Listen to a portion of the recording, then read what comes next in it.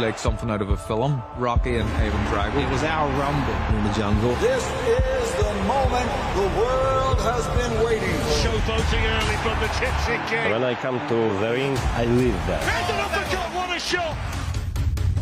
Oh, what a shot that is! Fury's wobbling! Usyk charging in for a finish! Fury doesn't know where he is! I said, this fight is over. But Fury refused to go down. His recuperative powers are unbelievable. This is everything that we hoped it would be. The winner, Oleksandr. If you want to be a generational great, you have to win the rematch. How can you not want to watch it? We need it. Watch me go to work on Saturday night, mate. You won't want a trilogy. Fight night is edging ever closer. We are just one day away from the rematch between Tyson Fury and Oleksandr Usyk here in Riyadh. But first, the fighters have to weigh in tonight, and what a setting to do so in. We are here in the Wonder Garden, and the only way I could describe this place, it's Riyadh's equivalent of Winter Wonderland.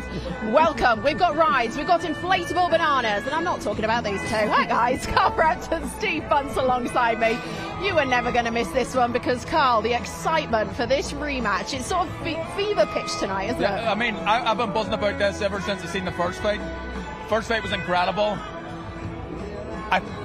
I'm pretty sure that this fight's going to be exactly the same. I see a kind of a different version of Tyson Fury in fight week. He's very aggressive. I think he has to be aggressive in the fight, and I think that makes this fight potentially a better one than the first one. Even. Oh, he's gone early with calling that one. But yeah. Steve, you have been, well, we've had planes, we have had boats, we've had open workouts in front of pyramids in Egypt. It's been a really spectacular week again. You see, that kind of sells it short. When you say we've had planes, you're talking about the brand new arena that we've got here with 4 Boeing 747s, restaurants, all sorts of theme planes. And then we had pyramids, and they're not tiny pyramids, they're 350 feet of 4 pyramids. Then we've had red carpet. I must have walked down a mile of red carpet.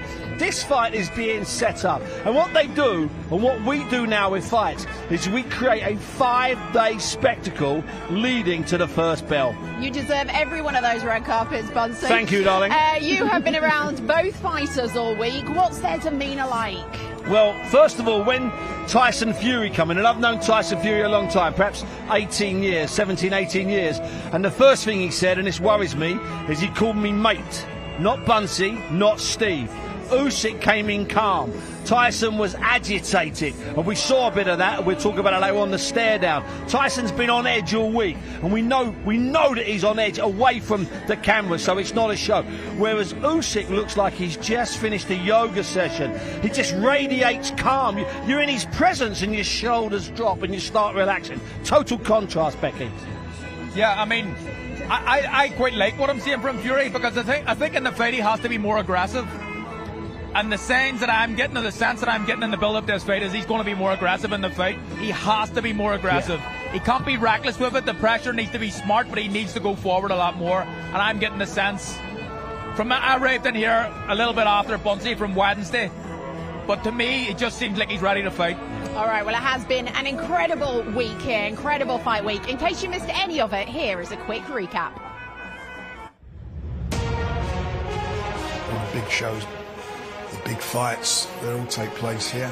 This is the epitome of boxing, the unified World Heavyweight Championship between 2 generational greats. I suggest this is going to be a way more dramatic fight this time than it was before. Tyson Fury! The only show in town, the Gypsy King. You know, one biggest event to the next biggest event. Looking forward to putting on the show, as always. What is your favorite moment of this whole week?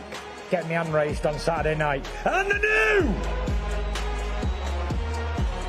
Oleksandr Usyk! Hello, Riyadh. I'm happy to be here again. Big show. You feel? Yeah, I'm very feel. I'm ready. I'm ready to fight. It will be great fight. I feel good. What I feel I win. Planes, trains, automobiles, now we got a boat. I mean, what other surprise do we have for Saturday? A lot of pain, smash and damage. A lot of hurt, serious hurt, a lot of damage. He likes what he's doing, so he's getting prepared himself for the party during the fight night. He's doing it with all of his heart.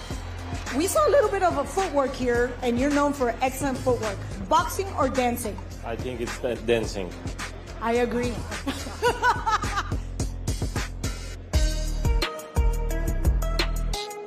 The final press conference for the rematch the world has been waiting for. Tyson Fury will come through this, and I don't think this fight will go the distance. Do not blink after the first bell. Oleksandr Usyk is an incredible fighter, and it will take something extraordinary to beat him. But I know we've had our differences. Tyson Fury is capable of extraordinary things. Can't believe I'm saying it. May Tyson Fury be victorious on Saturday night for Britain. The first fight, I talked a joke, told me career. This time I'm serious. I'm going to dish out a whole lot of pain. Don't be afraid. I will not leave you alone.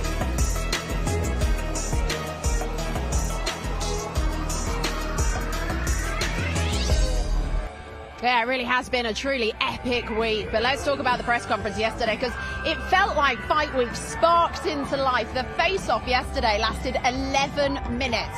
Not that I personally counted, but I mean, it was over 10 minutes, which is intense. Gotta be a world record, that, Bonsi. For a real face-off, it's a world record. I imagine it probably is a world record. But what happens a lot of time in this game is people become part-time sports psychologists, and they think, so he blinked first, so he's going to lose the fight. A lot of it's nonsense. These two guys just didn't want to look away. It's almost like they're giving something away. If Fury had looked at him for 1 second and turned away, that wouldn't have had one single iota of impact in this fight. But it was a long one. It wasn't like Tyson Fury was sweating under that hat, yet still he did not move. I was watching it from 20 feet away, and I was sweating because you could sense it. And watching it here, you get a degree of the intensity. But I am telling you, Beck, live, that was incredible. Because what also happened is this whole drama, it starts off with just Turkey Al-Sheikh, the two boxers, and then slowly, as the minutes tick and the seconds go, more and more people come, till we have a stage full of 100 people armed against each other, and they have to wedge themselves between the two fighters to move them apart. And then Tyson Fury flicks. That's when he sweats. That's when he starts swearing. And still Usyk is standing like this. But is that mentally draining for both people? Because I don't know if you've ever tried to stare someone out for 10 minutes. I mean, I don't know if it's mentally draining. I just think both these guys are probably, they're different in a sense of their personality and mentality as well. But I think mentally, both of them are extremely strong people. Although different, they're a little bit different. But I mean, in terms of fighters and sportsmen, there can't be too many more fighters or sportsmen mentally stronger than either of these guys. Well, back at the weigh-in in May, it all kicked off a little bit. Are we expecting something similar tonight? Well, I think Darren Fletcher, we're going to hear from later on, or maybe it was Carl, they noted that the stage behind us where this is going to happen is very steep, and there's not a lot of room. If this happens on this stage here, people are tumbling off the edge like coins in one of those amusement arcades. Am I right, Carl? Yeah, absolutely. Because I'm telling you, if it goes off like that on this stage, then we're going to have 7 or 8 people tumbling 8 feet down to the floor. Do you think after the Fury that we've seen this week, how short he's been with everybody, how aggressive he's been, and just his demeanour, do you think that there's a chance that this is going to be a nice head-to-head? I think this is going to be chaos up there. Honestly, we're safe and sound slightly higher on a platform bringing you this. What are we expecting weight-wise tonight? I think they'll both be slightly heavier. I think Usyk will be a few pounds heavier, but only pounds. And I think Tyson might be up to 8 or 9 pounds above his weight. I don't see either of them being monumentally heavier. I think Tyson might be. He looks bigger this week, but, you know, he's also had 5 layers of clothing on most of the week, Carl. But I think both are just a little bit more. It's my gut feeling. I absolutely agree with that. I think that both guys will be heavier, and Fury will try to use that weight in this fight as well. I was going to say, how does that benefit? I mean, I think he needs to be more aggressive. He moved way too much the last time, but if you're a smaller man like Usyk, It's much easier to be walking forward than to be pushed back, and Yeah. Fury needs to try and push him back. Easier said than done, but that's got to be the plan. Yeah, Butty. No, listen, I think Carl's absolutely right. But there's one thing, there's saying, oh, it's easy to beat Oleksandr Usyk. AJ said that, Del Boy said that, everyone says that. Push him back, push him on his back foot, and you can get to him. But he doesn't move that way, he's too clever. But Tyson is smart enough to do it. And maybe with another 7, 8, 9 pounds, which will give him, by my calculation, he might be 3 stone heavier. That should be bulk enough to push a man back, in my opinion. All right, well, we're about 20 minutes away, probably, from the start of the weigh into finding out how everyone is going to come in tonight. But we're going to take a quick break. When we come back, we are going to hear the thoughts of both Fury and Usyk as they reflect on their first fight that happened earlier in May this year. See you in a sec.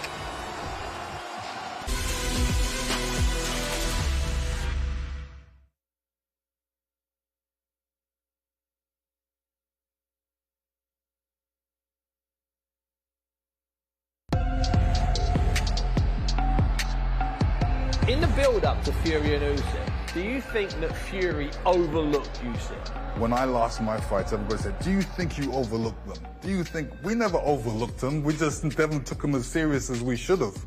Were you concerned for Fury? Did you think Usyk could win this after a couple of rounds? This man has got a war in his country, and if he was in boxing, he would be on the front line, so he's looking at this fight as like war. Fury didn't take the fight that serious because there was a couple rounds he was, you know, mucking about when he should have been serious. In the 9th round, of course, that was the great round for Usyk. Can you remember your reaction when you first realised he wasn't just caught, he was really hurt? Well, I didn't know he was hurt because when a man bounces, he's still focused in my mind. Because if he's focused to know to bounce off that rope and bounce off that rope, to me, he's focused. He was thinking about doing something, but it wasn't there. Because when we look back on it, we now realise he was gone. He was, you know, without the ropes. Or was he? You keep on saying he was gone. If the man's up, he's not gone. He's still bouncing around. That's a valid point. Yes. So basically, you're still thinking he could come out of this with a flurry of shots. Yes, I was thinking that. So you didn't think it should have been stopped in that round, like some of us did? I think the referee was excellent in that fight. There's points where he could have stopped it, but the ref knows there's all the different commissions and different belts, and let the fight be. Let the fight be. Some guys would go in there and stop it. I'm like, yo, we didn't see the end of the fight. The man could have fell. We wanted to see him fall or come back. In the 10th round, did Usyk miss a trick by not going for the stoppage? Yes. I don't know what was said in his corner, but what should have been said was go for it. Put every single thing into this round. What would Manny Stewart have said to you if you went back at the end of the 9th round, just smiling, and sent you out for the 10th? And you can do it in all its full glory. What would he have said to you? He was, come on, you got a dead man in front of you. Come on, you got a dead man in front of you. Go knock him out. That was the polite version. Yes. Did the right man get the decision on the night? Yes, he did. Did Tyson Fury throw that fight away by not concentrating in all 3 minutes of all 12 rounds? I believe if he had a lot more focus in the first fight, he would have won. Fury has to focus, be in great shape, and box. He's a big man. Use that big man qualities.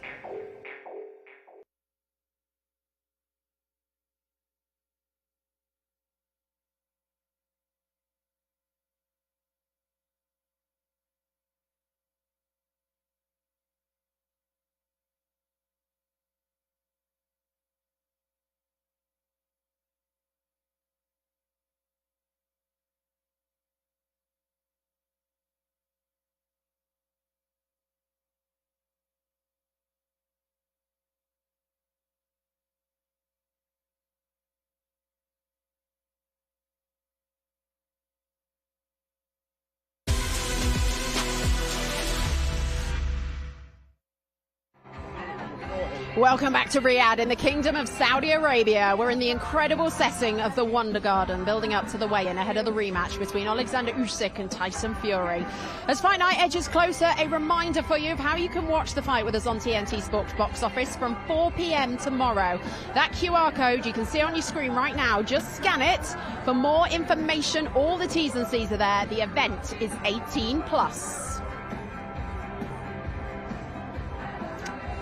Now, yesterday we mentioned that the face-off between Fury and Usyk was 11 minutes. Carl Frampton and Steve Bunce are trying to give it a go. They've been at it for the last 4 minutes or so. I think Carl's had more experience than Buncey, but they do keep laughing in each other's face just to prove how difficult it is. Well, as those two keep on trying to stare each other out, let's take a look at the fight that happened in May between these two. Steve, they've broken it. He just got Zinedine Zidane. He did it. He went away first. All right, well, Steve Bunce sat down with both fighters to talk through the key moments. Have a look at this. Oleksandr Usyk, Tyson Fury. Let's get straight to it, fellas. Two men with legacies on the line. Showboating early from the Tipsy King. Look, 35,000 fans inside Riyadh season. It was unbelievable. It was a great experience being there, and it was a lot of fun. What about you, Oleksandr? Did you have fun in the ring? When I come to the ring, I live there. Tyson too, I think. But when we fighters go to ring, more life. That's when you come to life. Preparation, training, boxing. Just fight. This round he was hurt. Watch these two big rig uppercuts. Good solid shot. Usyk took it well, but that's a peach of a punch from Tyson Fury. Can't tell me this never hurt him. That looks like a good body shot, Oleksandr, I must admit. Yeah, of course. Good body shot. But you expect it? Yes. There's an uppercut, what a shot! Could you sense that hurting, Tyson? Yeah. Be careful. Big shots. Move, down. No? No, Phil. Didn't hurt you in that round? Did he hurt you at all? Both of you are just wrapped. What's it like watching this? I'm happy. Because you know the result. Yeah. What about you, Tyce? I'm happy. Very happy. Because it was a great fight. Good fight. Listen, he got the decision. Fantastic. Tyson, everybody thought there was something wrong with your nose because you were dabbing it. Tell us exactly what was wrong with your nose or what wasn't wrong with your nose. You just bleeding. Just a bit of blood, yeah. Got punched on the nose. And it happens. And your eyes water and you get hit in the nose. That's close enough.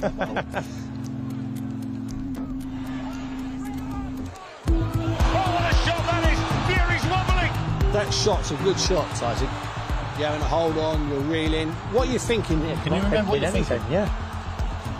I'm in the fight. I'm thinking, come on! I'm thinking, why am I not falling over? Did you think the ref had stopped it when he sprint? No. Because you knew he was going to give you a... It's the world heavyweight title fight, undisputed. At least a man's got to go down to the floor before you knock... And someone like me who's been down loads of times, who gets back up, at least give me one chance. And what about you, Oleksandr? When you were catching him with those 12, 14 punches, did you think the referee could have stopped the fight? I don't think about it. You don't? You just fight it? Yes.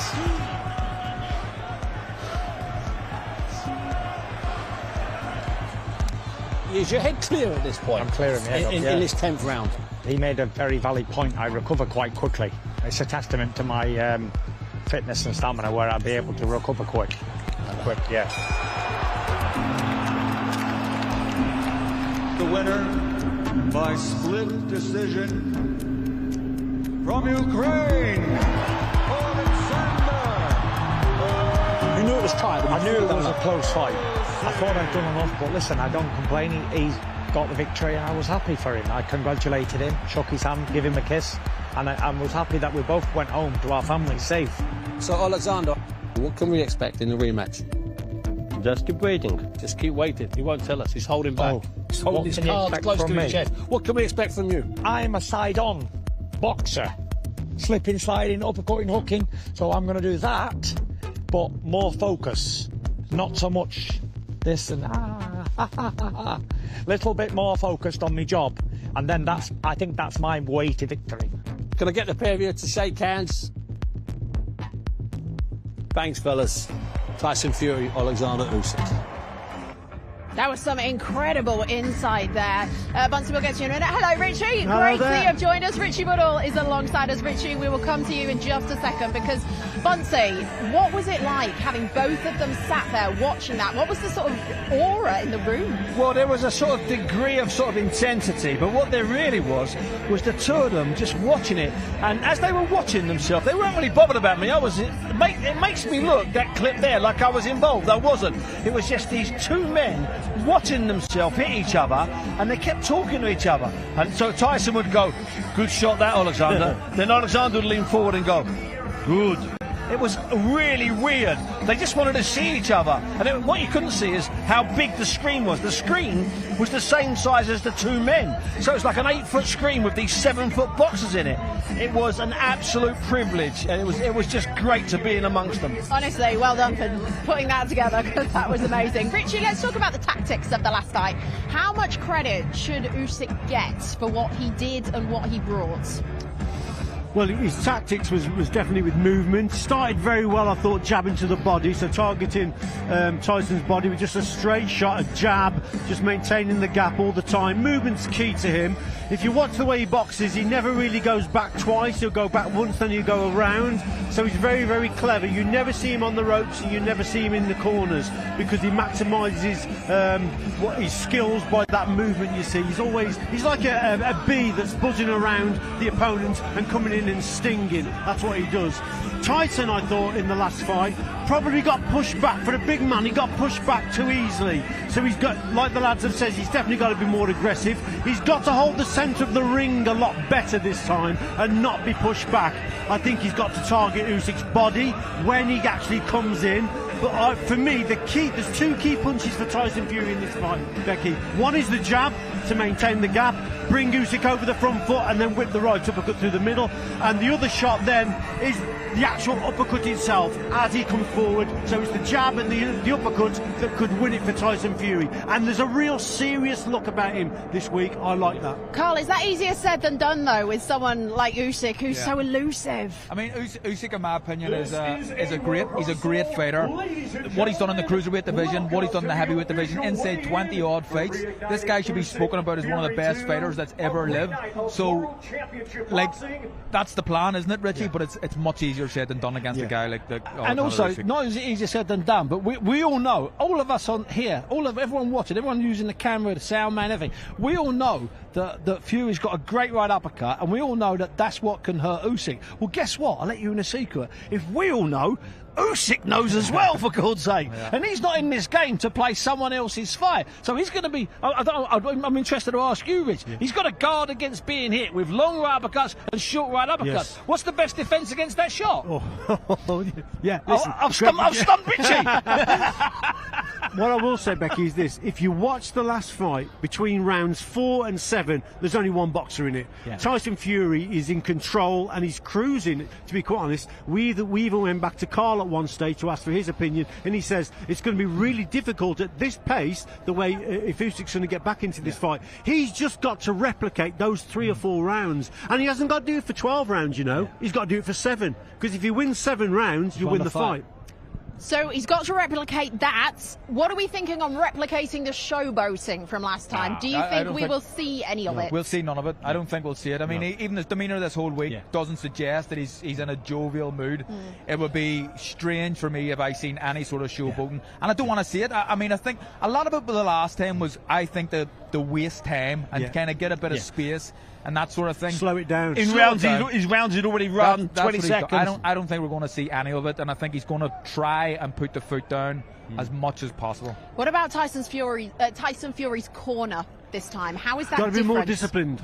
Definitely, I think, Steve. Yeah, it's definitely more disciplined, and we, according to the papers that have been filed, Gypsy Johnny Fury, Tyson's father, will not be in the corner. However, that could change overnight. Yeah. John might arrive, he might have arrived today, he might arrive tomorrow, and it gets his name added to the list. But right now there are 3 men in the corner.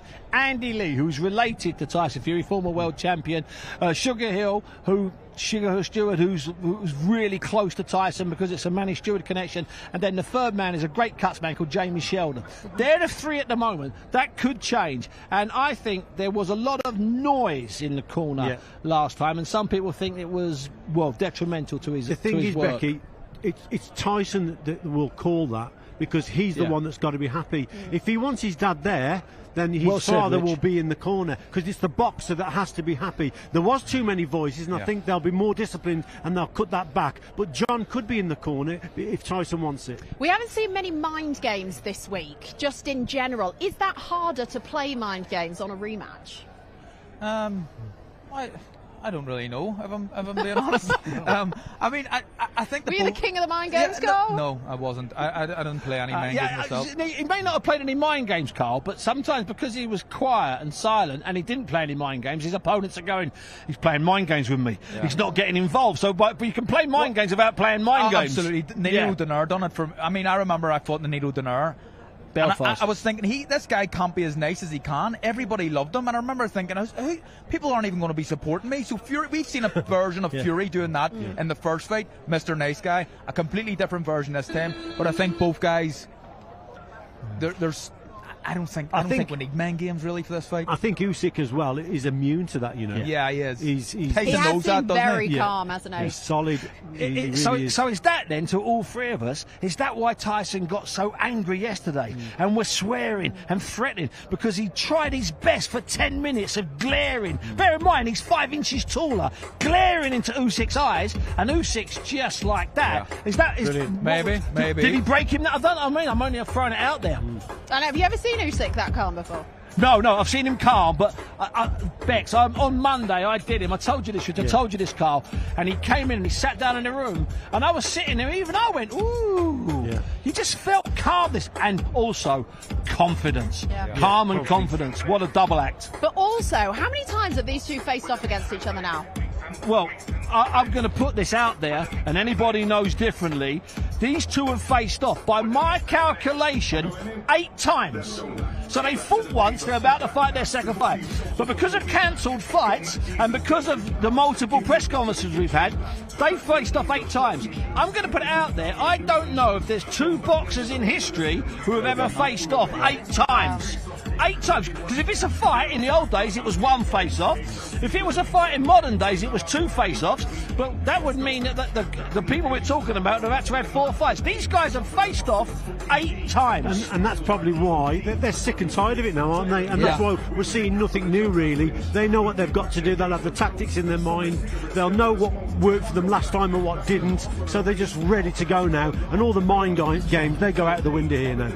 So, we touched on it earlier a little bit. There was pushing and shoving back here in May. Richie, for you, what do you expect to see?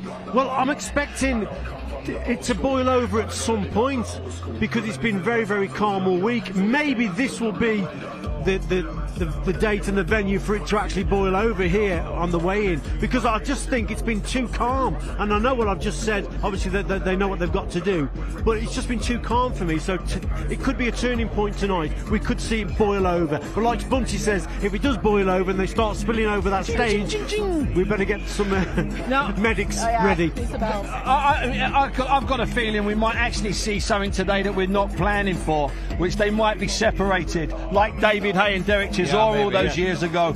I'm not saying they're going to put an iron cage down the middle, but I would not be at all surprised if they're separated and if the face-off is no closer than you and I, Becky. If they get face-to-face now, it's going to kick off, I think. If there's nothing to separate these guys, I'm telling you, it's going to be chaos. Oh gosh, it's going to be chaos. Make sure you stay with us. We are edging ever closer to the weigh-in tonight between Tyson Fury and Oleksandr Usyk. Obviously, we've got a full undercard as well coming your way.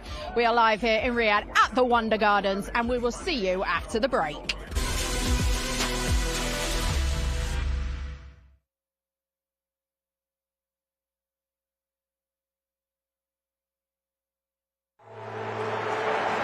This is the moment the world has been waiting for. It doesn't even look real, you know what I mean? It's almost like something out of a film. Rocky and Ivan Drago type stuff. It was our rumble in the jungle, and it was in our time. Seconds out, round 9. This feels like a big round. If he can nick another one, Oleksandr Usyk, he's right back in the fight. Usyk's taking the best of Fury. He's still in there.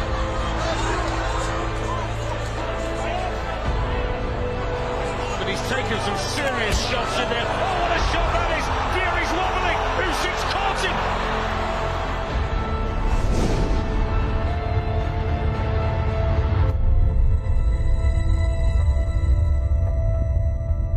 Fury just switched off for a second on the ropes. And what we saw was a 6'3" Oleksandr Usyk and a 15-stone middleweight physically dominate and walk down a 6'8", 20-stone Tyson Fury. Is that the game changer? Usyk can sense the finish. With every punch, your eyes got wider and wider and wider. You was like, no, this is happening, it's happening. Usyk charging in for a finish. Fury doesn't know where he is. He's all over the ring. Is this a sensation? I don't think there was an inch of the ring that he didn't cover. Tyson Fury hanging on. Down he goes, does he not? An astonishing change in the fight. I want to see that his eyes were still there, you know, that he was still in it. We've seen him get in trouble in fights, like the last round of the first fight he had with Deontay Wilder. His recuperative powers are unbelievable. I didn't know he was hurt because when a man bounced off that rope and bounced off that rope, to me, he's focused. If the man's up, he's not gone. And there's the bell. And what a turn. And I took his best shots and smiled at him. He must have been thinking, wow, what have I got to do to get this man out of there? Tyson Fury needs this minute like he's never needed a minute before. Yeah, I don't think the referee's going to stop a fight like that, though, that magnitude. Especially when I've already got off the canvas 10 times in my career to win fights. Do you know what I mean? Nail him to the canvas, but he's going to keep coming. The winner by split decision from Ukraine, Oleksandr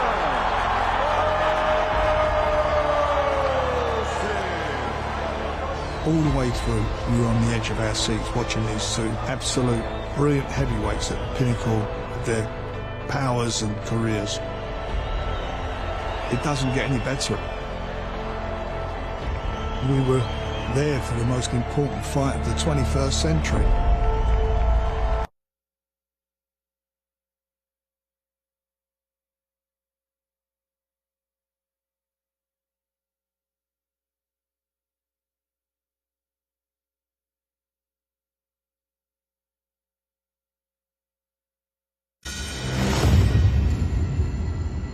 What is it you would like to talk about?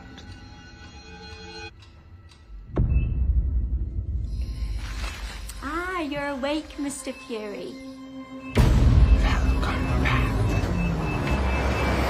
How was your flight, Rabbit? Is everything okay, sir?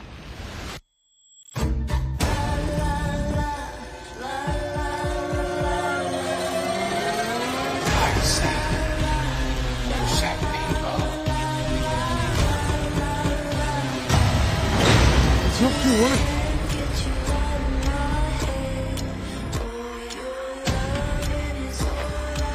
Don't look at me anymore. I miss you. Do you miss me? Don't be afraid. I don't want When you sleep at night, ugly man, you think... Think of me. I'm going to punch your face in. Shut up! Shut up! Shut up! Show me your face. Show me your face. What are you doing here? Wake up, man! Dad?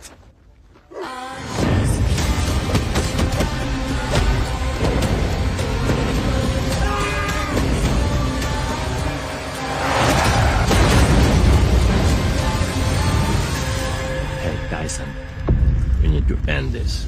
I'm going to end you.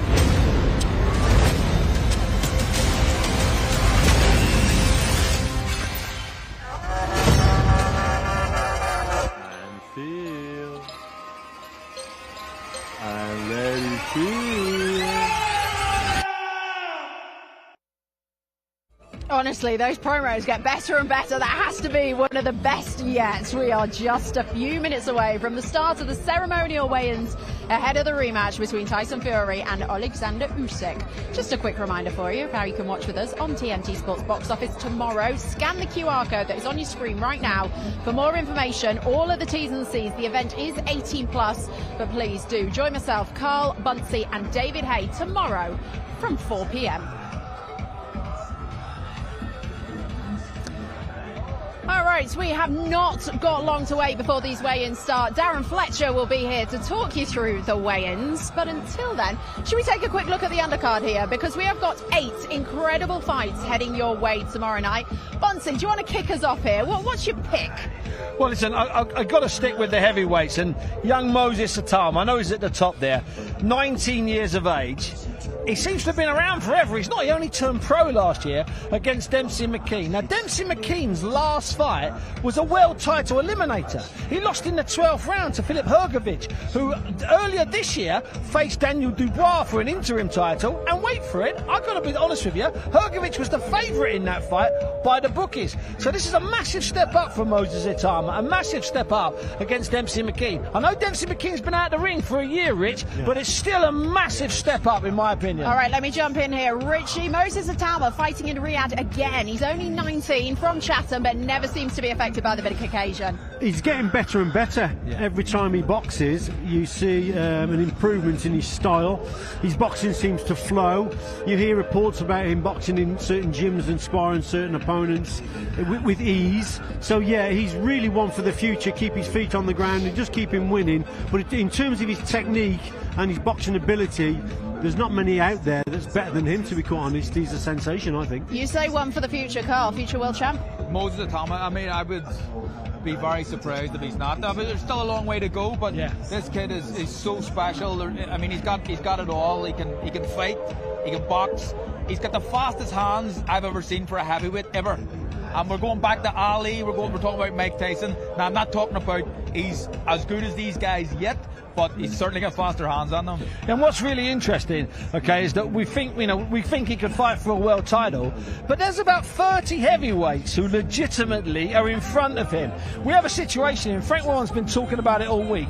On wherever he's done an interview, Frank's talked about that. We are blessed with this generation. We haven't got 2, 3, 4, 5, 6. We've got 10 or 12 top quality heavyweights, and they're all going to have to fight him, which they're doing here. So Moses, there's no shortcut to even a vacant title. This is not the 1980s or the 1990s. Things are different now. Tougher right now than it was 5 years ago. Absolutely. In the heavyweight division, Moses is looking and he's thinking, I've got to fight at least 3 or 4 of these 15 or 16 or 20, and that's tough, Becky. Well, speaking of heavyweights, another all-British fight on the cards. Johnny Fisher, Dave Allen. What do you make of this, Richie? This is a great fight. I think for both of them, this is a great, it's a shot window really to look good. Johnny Fisher, I think, is about number 10 in BoxRec in the UK. Dave Allen's a bit further down. But Fisher, the Romford Bull against the White Rhino. It sounds like a monster movie, to be quite honest. But yeah, I like Johnny Fisher. In his last contest, he took out his opponent in the first round, a good 1-2 combination. Then he followed it up. He looked really, really good. And yes, Dave Allen, though, is very, very strong. He's only been beaten by good fighters like Dillian White, like Luis Ortiz, really good fighters. So for me, if the Romford Bull, Johnny Fisher, can stop Dave Allen, that would be some performance indeed. But don't write Dave Allen off, because he's as hard as nails. Yeah, what does he bring? Dave Allen's a very, very good fighter, and he's linked up with my old coaches Jimmy Moore and Nigel Travis, who I think that speaking to these guys, they seem to think that this is the best shape he's been in for quite a while. And there's a couple of different versions of Dave Allen. If we get the good version of Dave Allen tonight, which I think we will, Johnny Fisher's going to be in for a hard night, a lot harder night than people expect. I think we'll learn a lot about Johnny Fisher after this fight. And when I spoke to Dave Allen, I think on Tuesday, and I'm not joking, it looked like it was Dave Allen's younger brother I've never seen Dave Allen's skin so good. I've never seen his body so good. I've never seen his eyes so clear, and I've never seen his head so stable, because he's a roller coaster fighter. And I tell you, this is the most dangerous Dave Allen I've seen in whatever he's had 20 odd fights. Well, they were very respectful at the press conference yesterday. They said they were good friends, but what do you expect when they come face to face here tonight? There won't be no friendship in the ring, because like I say, they know that the winner could go on to real big things, and you could get a real big payday. I mean, they've probably been well paid anyway out here, but that's what they'll be looking at. And for Dave Allen, yes, definitely he's looking in the best shape. But like I say, the Romford Bull, Johnny Fisher, ranked number 10, he'll be thinking, I want to get into that top 5 and get in with the real big boys in the British division. So let's wait and see. Well, they both got to get through tomorrow night, but what are we thinking, like Moses Itauma, Johnny Fisher fights? Well, I've got to tell you something. If they both came through on Saturday night, Carl, and they were matched, I'd go as far as say that's one of the best non-title fights that could possibly be made in Britain. Prospects, these guys would be staggering. Yeah. We're seeing prospects fighting each other because the money's here for the fights to happen. I mean, and by the way, they've both got to get through. Yeah. And Johnny Fisher is in a bit of a luckless position, if you don't mind me saying so, because most people, casual fans and even fans, they remember Dave Allen coming in overweight, not being bothered, and just not getting involved. They haven't seen this Dave Allen. Johnny Fisher's up against it, because if he wins, people will say, oh, it's just Dave Allen. And if he loses, people will say, well, that's Dave Allen, he's finished. Johnny's really under pressure. And I think he's got to go in with the mentality of he might go the distance this time. Yeah. You know, he's explosive and he knocks guys out. But Dave Allen's a tough man. So he's got to have that mentality of getting through the contest, going for points. If it becomes a stoppage or a knockout, that will be a massive bonus. All right, well, we are live here from Riyadh. This is the Wonder Garden. As you can see, it is filling up, ready for the weigh-ins. We are hopeful that they will get underway shortly. Possibly a couple of fighters may have been a little delayed getting here tonight, let's just say. David Adelaide is in the house. I tell you what, it has been a who's who all week, hasn't it, of who's turned up in Riyadh. But look, he's looking pumped, he's looking excited for this weigh-in. Boys, you've had some selfies with various people this week. Carl, you've been the king of it. King of selfies here. I've been enjoying myself. We had the night at the Ring magazine gala dinner last night. I was chasing Darren Fletcher about taking photographs for him all night. It was embarrassing. It was embarrassing. No, I mean, I've seen some of the greats. My hero, Roberto Duran. Yeah. Got a photograph with him. What did you ask them? Are they all coming to the fight tomorrow night? Because I feel like everyone's always here at these fights, aren't they? I mean, Lennox Lewis is here. Everybody. Neymar, yeah. Lennox is floating around, and Lennox is really at home in Saudi. He's been doing a lot of work. He's been coming out here a lot. And there's a thing, I've had the pleasure over the last 10 years to work with Lennox Lewis, and it is a pleasure and a privilege. And he just floats through. He's just relaxed. That's a picture there of Johnny Fisher's dad, Bosch. Yeah. You know, just go back to Johnny Fisher. There was a good Chinese. You saw there's a place. I've discovered a place called like Peking Palace, the dirty Chinese, the best Chinese in Riyadh. Little plug for them. They won't give me a discount. But I'll tell you a great Johnny Bosch story. Johnny Fisher's father. They were selling, 3 years ago, they were selling meat and eggs from a van in Romford Market. 3 years ago, this Christmas. That's how Johnny Fisher was supplementing his early boxing career, by still selling from the back of a van meat and eggs in Romford Market. Now, I'm not saying every boxing story is a fairy tale, but have a look, we're in Wonderland, aren't we, or whatever it's called. Johnny's weighing in Wonderland to fight in Riyadh. 3 years ago, he's going, pork chop, $6, £5. Leg of lamb, trying to beef, fill it here. What's nearly like, I mean, come on, boys and girls, it's ridiculous. Definitely. You got a job there, you have. Look, you can see the lady on the hill there behind us in that shot. That is where the fighters will be walking out from under. I mean, it's spectacular. They walk past some flamingos, for goodness sake, that are having to put up with all this tonight, thinking, what on earth is going on? But it is the most spectacular venue. I mean, it's just... It's one of the best, because the vegetation's ridiculous everywhere. But I've got to tell you, when we did the open workouts, when it was last night, the night before, with those pyramids, and I'm not joking, I've never seen the real pyramids. I've not been to Cairo, and I really want to go. And I got a selfie with myself. I did a Carl Frampton and a Darren Fletcher. I sat down and I took a selfie with the pyramid going above me. It's 300 feet up in the air, Bex. Yeah. It's a real pyramid. It's unbelievable.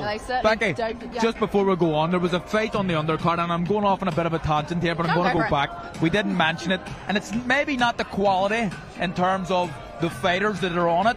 But Isaac Lowe versus Lee McGregor what a fight. is a very, very well-matched fight. Both of them like the fight. Both of them are aggressive as well. I think that's a fight that it's not going to steal the show because we know what we've got at the top of the bill, but it's going to be a cracking It's fight. going to come close to stealing the show.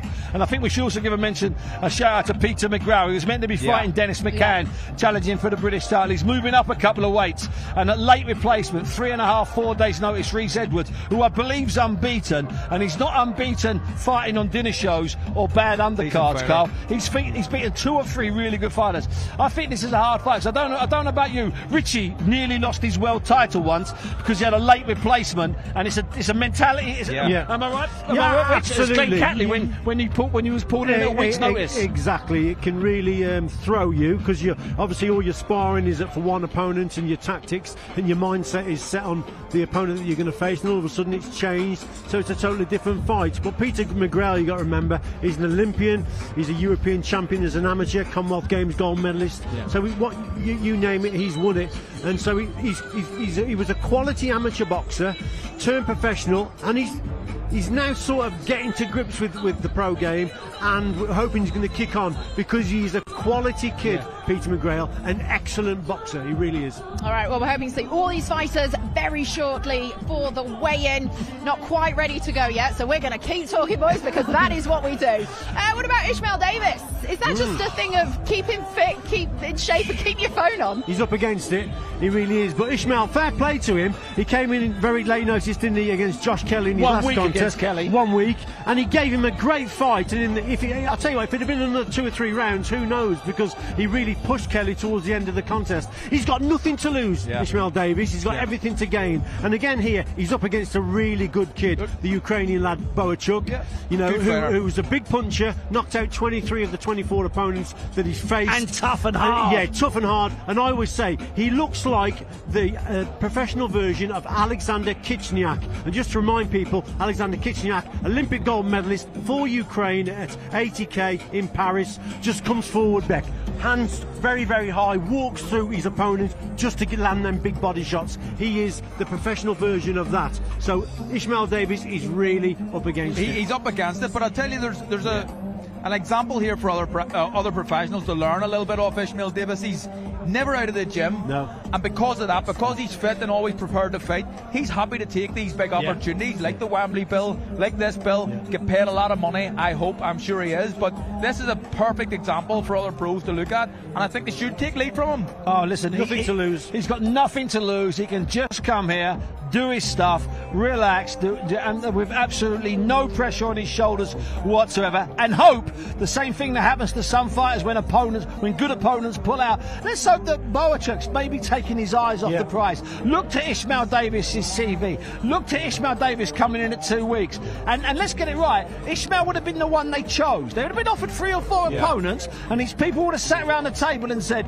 let's take Davis. He's not that good. He's got no great history, no great form. So I'm telling you, Ishmael's got nothing to lose. He'll give it a go, few rounds, and we'll see where we go from there. All right, we just saw Frank Warren is finally in the house as well. Now, he is backing Tyson Fury. Of course he would. He's his fighter, but Tyson said he wants to knock Oleksandr Usyk out at this fight tomorrow. Do you see that happening? There's a chance it could happen. I mean, they're heavyweights. Both of them are heavyweights, I think. We all know Tyson Fury was hurt in that round 9. A terrible round for him in the fight, but Usyk was hurt as well in the fight. He walked into a few uppercuts, but he disguised them very, very well. But someone with a keen eye like me, Bunsey and Richie, Becky, can spot that, you know what I mean? So I wouldn't be surprised if there's a knockout either way, if I'm being honest, and I think both guys will probably be looking for that at some point in the fight. Look, we heard earlier on from a couple of clips we showed you, like Eddie Hearn's backing Tyson. So many people are coming out and backing Tyson. However, how much confidence will Usyk take from that first fight? Because the first time around, I feel like people were saying, nah, Tyson's got this, he's going to get this, and Usyk came out on top. What Usyk's been saying, Becky, and I think he's right, is saying, hold on a minute, everyone keeps talking about how Tyson can learn. I won't do his accent, so I get in trouble. Everyone's talking about what Tyson can learn from the first fight, and how Tyson can change it for the second fight, and how Tyson's the one that can make the adjustments. And as he says, what about me? What about me? I can make adjustments, and I'm telling you, they're talking. We might see a slightly different Usyk here. Don't worry about that. later on we'll hear from Fletch. Fletch has got some insight on this. I can we'll hear assure from you. Fletch if the fighters turn up to get the fight eventually. I mean, he's on a half shift. Don't worry about Stick that. with us, But guys. when we do hear from him, but quite seriously, and he's got some insight. And Alex Krasuk, you know, who's the brilliant manager and close friend and promoter of Usyk, you know, he keeps saying, Steve, this is a different fight. This is a different fight. Now, we knew the first fight that Usyk, well, let's not mince our words, would try and nick the decision. Would fiddle, play around, be elusive and try and nick the decision, which is basically what he did. I'm sensing that maybe that's not 100% the plan for the rematch. I think no, Becky. When you have the height and reach over any opponent, the ball is in your court. Yeah. He has to play to your tune, because if you get your boxing right, if you get your accuracy right with the leading hand, the jab, you're always going to keep your opponent at bay. It's if you throw the shot and you miss the target, you fall in and you allow someone like Usyk to counterpunch you. But when you have height and reach, you're the one who's in control of things, really, from the word go. It's if you hit the target with your first shot. If you miss, then you're in trouble. And he did a lot of missing in that first fight, did Tyson Fury. This fight, I think it would be totally different. He'd be more accurate, especially with his lead hand. Do you feel Usyk feels any way, Carl? I know maybe you can answer this. Almost disrespected. He won the first fight. I think he probably has been a little bit disrespected in terms of just what people are saying. Usyk's, I mean, this guy's a genius. He's a genius. He's a great, in my opinion. I think we should be talking about him as one of the greatest fighters that's ever lived. So it's very naive to everybody, and I've been doing it as well. Talk about Tyson can change in his fight and he can adapt. So can Oleksandr Usyk, and Alex Krasuk and Usyk have been saying that. So I think there has been probably a little bit of disrespect thrown Usyk's way, but I think people are just trying to look at Tyson and what he done wrong. I think it was more. Usyk was amazing on the night. It was an unbelievable performance. But Tyson's performance, we know Tyson can be a lot better than that. Definitely. I think that's the issue. And I think yesterday at the press conference, Usyk took a predictions kicking, and I'll explain. First of all, Eddie Hearn stands up and he says, I can't believe I'm saying this, but I'm going Tyson Fury. Then up stands Bob Arum, 92, one of the greatest promoters in history. It's going to be my man, to Fury. And then up stands Frank Warren and says, of course it's going to be my man. Then up stands Turki Al-Sheikh, 5 feet from Usyk, and says, I'm going for Fury as well. Or one, Dave Allen. So Dave Allen, who's sitting next to Usyk, even he says it. So it was quite ridiculous, that it really was. Tactically, though, Becky, I don't think things will change from Oleksandr Usyk. I think he'll do the same thing, but his movement will probably be a little bit better, a little bit sharper. He'll just do what he did before, but with a lot more confidence. So I don't see a lot of tactical change from Usyk. I think movement is definitely the key. It's going to be a cracking contest. Well, look, we can see Paris Fury there. Tyson said he hadn't spoken to her in a whole 3 months. He has completely shut himself away in this fight camp, which is a completely different mentality to anything that he has had before. So we are so looking forward to seeing what's coming out here. Frank Warren, legendary Hall of Fame fighter.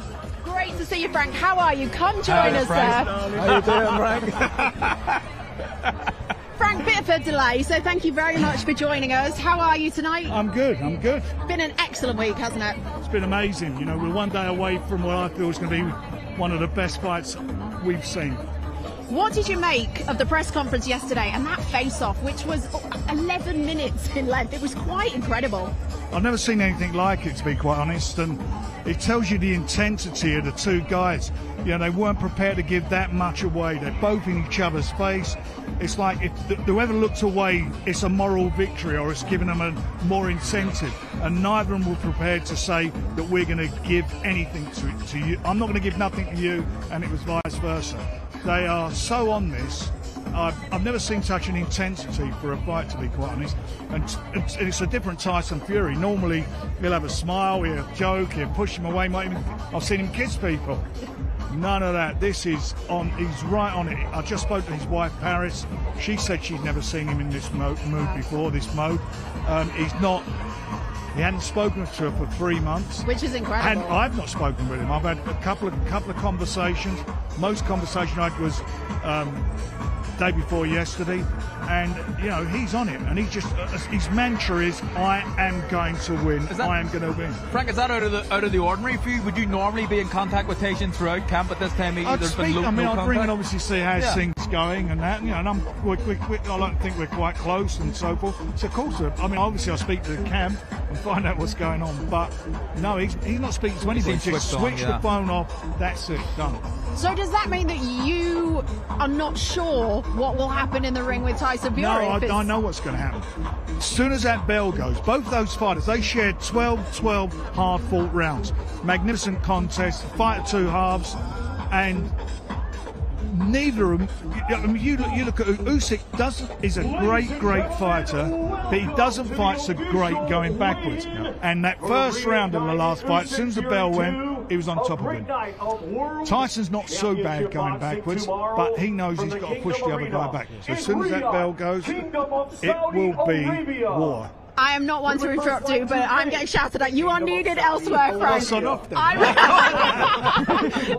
do that. We always want to keep you. So go and enjoy. Thank you so much. Appreciate it. Oh my goodness, what an end to this. Let's go to Thomas Schreiber. And His Excellency, Chairman of the General Entertainment Authority, GIA, Turkey, Alaşeh.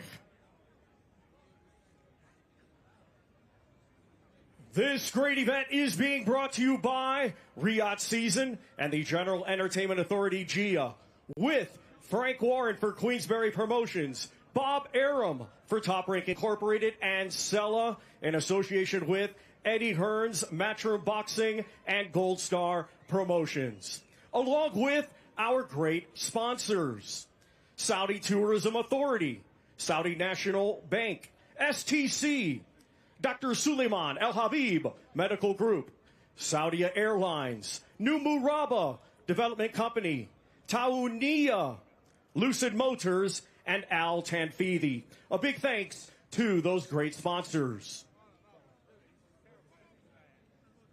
This event will be shown worldwide and in the UK on DAZN, and also in the UK on TNT Sports Box Office and Sky Sports Box Office. And now, boxing fans joining us worldwide and boxing fans here in Riyadh, Kingdom of Saudi Arabia, let's get the weigh-in process started. Our first two fighters competing tomorrow in a scheduled 6-round international super featherweight contest. First, coming to us from Cali, Colombia, a veteran of 46 professional bouts, here is Joshua White Wolf Ocampo.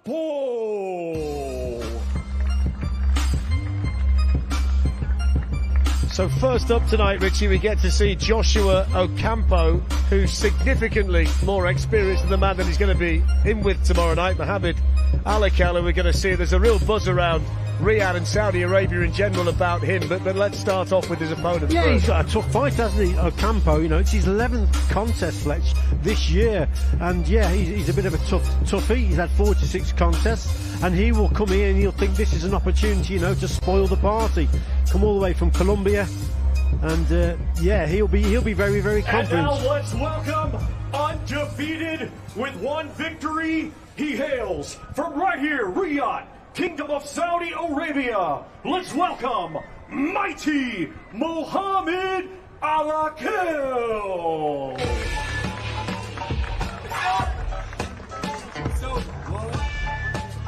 This is the man, Bunsey, that in these parts there's a real buzz about.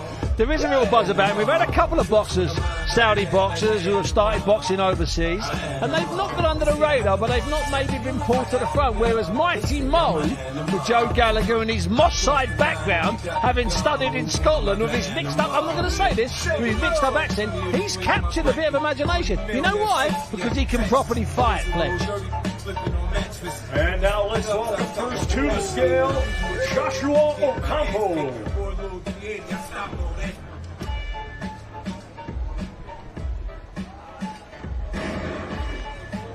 133.4 for Joshua White Wolf Ocampo. Now to the scale, Mohamed Alakal.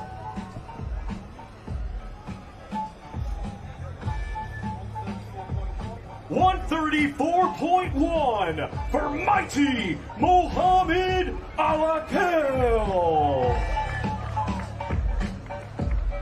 So this one, 6 rounds at featherweight. This is going to kick everything off tomorrow night. Second fight Once for again, Mohamed ladies and gentlemen, Alakel. these two competing tomorrow in a 6-round international super featherweight contest.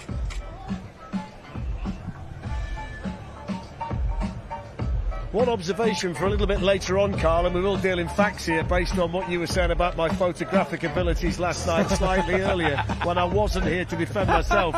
There's not a great deal of room on that stage later for the face-off for the big fellas. We'll give you that one, Fletch. You spotted it. Was it Fletch spotted it? Yeah, it was Fletch. It was Fletch. Did I say it was you? Sorry, it was Fletch this morning. Excuse me. Yeah, I mean, there's not a lot of space there. By the way, now you're picked for your toughness. You play a very important role in this sport. But what problems do you believe you can cause young fighters like Mohamed Alakel who are just finding their feet as professionals? Will be the experience, you know, because it's a lot of fights, a lot of times that I'll be on the ring, so that will be a difficult way to get into really a contest, and I hope it will be a really good show. As do we. Enjoy the experience and enjoy the big stage as well, Joshua, tomorrow night. Thank you. Thank you. Mohamed, you're only 24 hours away from your second professional fight and the opening bout for the big one in 2024. What are your thoughts, especially when you see your opponent saying it's going to be a great show? I'm excited. All the hard work is done now. It's time to have fun. We can't wait to see you in the ring. Thank you. Thank you. So that's the scene. It's quite unique, I think, for a setting, Steve, for a weigh-in like this. I like it with a big will in the background and the very sort of happy woman, giant woman, the mound. International Heavyweight Championship. First, we will welcome the challenger, coming to us from El Chamizal, Ecatepec, Estado de Mexico. His professional record: 10 wins, just 1 defeat, 1 draw. 4 of those 10 wins coming by way of knockout. Here is Edgar Ramirez. What can you tell us about Edgar Ramirez, Richie? Well, he's got a great opportunity here. Mexico, remember, has never produced that world heavyweight champion just yet. We've had Andy Ruiz with Mexican descent, should I say, that has won the title. But Ramirez, tough guy. He's had 12 fights, he's won 10, he's got 4 knockouts, so he's not really a puncher. He's lacking the height and reach in this one, Fletch, so he's got to get up close and whip that right hand over the top.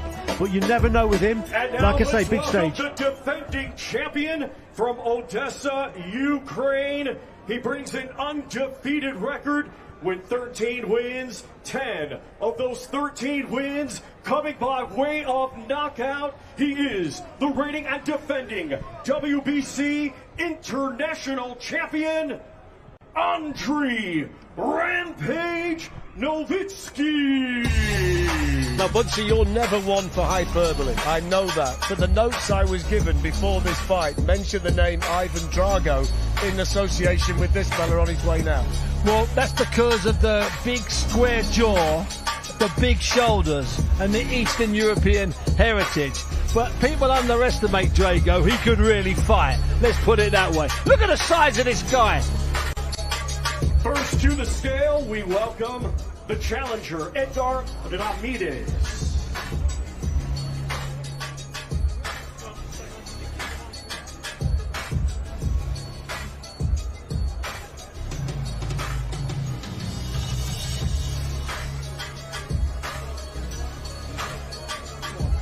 $261.1 for the challenger, Edgar Ramirez. Now to the scale, the defending champion, Andriy Nowitzki.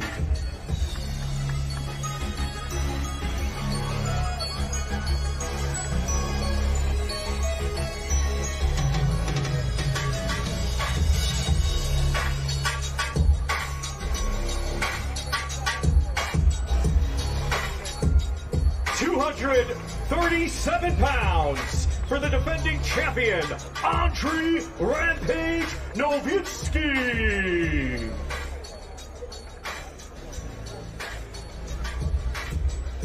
Flex, that's £7 lighter than what he weighed in his previous contest Nowitzki, so he means business.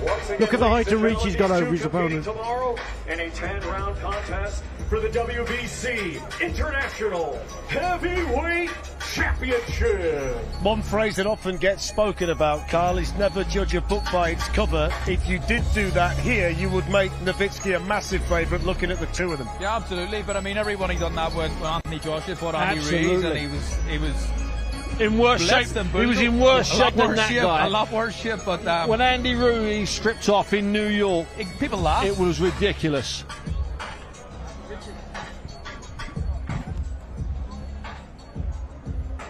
So this is the scene behind us, and on that very stage, we'll go back to the point. If they stand and face off, and there's any kind of aggravation when the big fellas get on the stage, there's not a great deal of room for it to be played out, and it's quite a drop of about 6 feet. So they've got to be careful up there if it is going to be a little bit fractious later on. You made that point, Flash, and I think it was a great observation. The security need to be really strong. I think there'll be a lot of them up there, but I can't see any, just with the demeanour of Tyson all week, there's going to be a lot of aggression up there on the stage, and there's not a lot of space. Don't be surprised if someone spills over the edge. See, I don't think that you need extra security. You need, and I don't want to kill the great visuals, you need great segregation. Because what that's like, I liken it to that amusement arcade machine. You know, when you put your pen in and it falls at the back, then it pushes the coins off the edge. More and more people on that stage. From the back, the pressure will go to the front, and the ones at the front will topple over. I'm telling you, Fletch, they've got to be separated, massively separated. Sorry, mate. It's a great visual. It's got to happen. From Tour France, he brings an undefeated record with 14 wins, 4 wins. Coming by way of knockout, here is Dylan Force Tranquille Collin. So this is the light heavyweight fight. That's going to be up third tomorrow night. Dylan Collin from France against Daniel Lapin, who's an interesting character based on the fact he's got connections through his brother to the Oleksandr Usyk camp. He's 6'6". He's a big light heavy. We'll see it in a minute. But this is his opponent on his way to the ring now, Dylan Collin. So he's first up on the stage, up there with Thomas Triber.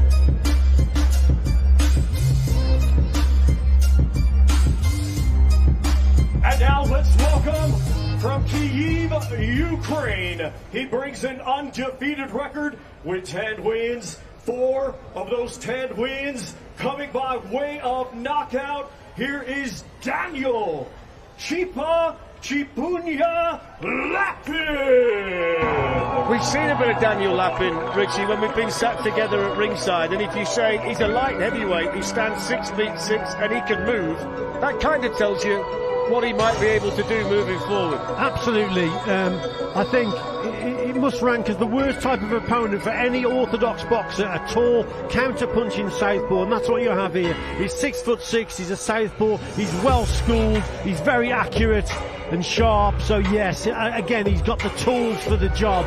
And Dylan Collin, he's been out the ring for a year, remember. This is a really tough job for him indeed.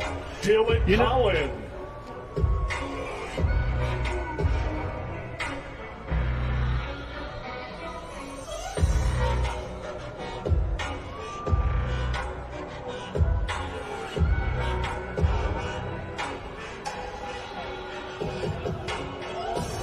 .173.1 for Dylan Force Tranquille Collin. Who looks in great shape, by the way. Now to the scale. Yes, he does indeed. He's the former undefeated French champion, you remember. And he's unbeaten in 14. So, you know, this is a really good contest between 2 unbeaten boxers, Steve. 174.9 for Daniel Chipunya Lapin. You're going to see the difference here when they stand face to face. We are indeed. It's a good story, Lapin. I mean, it's a good story. I travelled back from Saudi Arabia on a plane with him and his girlfriend. When we got to London, I said, have you had to fly to London to get to your home? And he said, I have lost my home. My home is gone. I'm living in exile. We forget that sometimes with Ukrainian fighters, Fletch. Light heavyweight championships. Both of them looking like they're all business up there, and you can see the height advantage that Daniel Lapid has. I think I'm right in saying he was the first fighter signed to Oleksandr Usyk's promotional company as well, wasn't he? And he was the first one, and his brother obviously works with Usyk, and they've been friends since Serhai, his brother, made Oleksandr cry Alexander's first week in the gym. Our next two fighters competing tomorrow in a Schedule 10-round international super featherweight contest. It is brought to you in association with Boxer. First, we welcome from Penny Craig, Wales. He is undefeated with 16 wins, 4 wins coming by way of knockout. He is the current WBA Intercontinental Champion, Reese Lightning Edwards. Now, Carl, this should have been Dennis McCann, who we know is not here for obvious reasons, but one man's disappointment is another man's opportunity, and what a chance this is for Reese Edwards to make a name for himself. It's a big opportunity, and again, coming in at such short notice, Peter McGrail, I think all the pressure's on him now. Edwards was already training, I believe, for another fight, so he'll be in good shape, but the fact that he's fighting another opponent, the pressure is on McGrail certainly in this fight. And now let's welcome from Liverpool, England, a 2020 Olympian. He now has a professional record of 10 wins, just 1 defeat. 6 of those 10 wins coming by way of knockout. He is the current WBA International Champion, Peter Blood McGrail. Just one footnote on Reese Edwards. He was supposed to be fighting Leon Woodstock in January, so he was in camp. On Peter McGrail, Richie, I know you really like him. Yeah, he's a very skillful boxer indeed, and he's shooting up the ratings, isn't he? It's Shabazz Massoud that's the number 1 at the moment in the super bantamweight division. But Reese Edwards, remember, he's an out-and-out featherweight, so this could be a bit of a risk for Peter McGrail. Yeah, and this is being fought tomorrow night, Steve, at super feather. So 7 pounds above his weight. That's a massive percentage of his weight, remember, Fletch.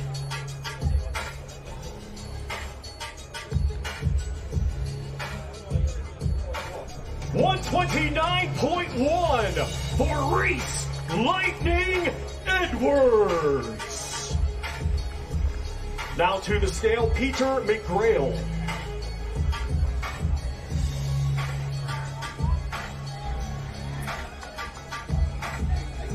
$129.8 for Peter Blood McGrail. And remember, Fletch, what a great gym they've got. Yeah. Everton Red Triangle. Hey, Carl, with the sparring, Nick unbelievable. Paul and Andrew Kane. Can I just say, if Peter McGrail is kind of fighting above the weight that he was meant to fight at, 2 weights. Where's the poundage coming from to get back down? I've never seen. Is there 7 pounds on him? I can't see it. What do you mean? You used to do it somehow. There'd be nothing on you, and you'd still lose the weight. I mean, looks ridiculous, isn't it? Ripped to the bone. Yeah. So it's a tricky fight, Fletch, to be quite honest, because Reese Edwards is naturally probably the bigger man. It doesn't look like it there, but he is. He's a natural featherweight, and he's boxing up at super feather now. He's also got very little to lose and everything to gain. Absolutely. He's had a most amazing Christmas present. Let me just tell you something. This fight wouldn't have happened 5 years ago. This is what boxing is all about. I'm not sure what you were doing a little bit earlier this week, but look where you are now, the biggest stage of all. When the call did come to face Peter McGrail this week, what made this an easy decision for you and the team? Well, look where I am, so it was an easy choice, and I'm really grateful to be here, and can't wait to get in there tomorrow and hopefully do the job. And you're an unbeaten fighter in your own right, 16-0, you've got the weight on your side as well. What gives you that self-belief that you can turn up here from what you've seen of Peter McGrail and cause what would be, because of the late notice, a bit of an upset here tomorrow night, Reese?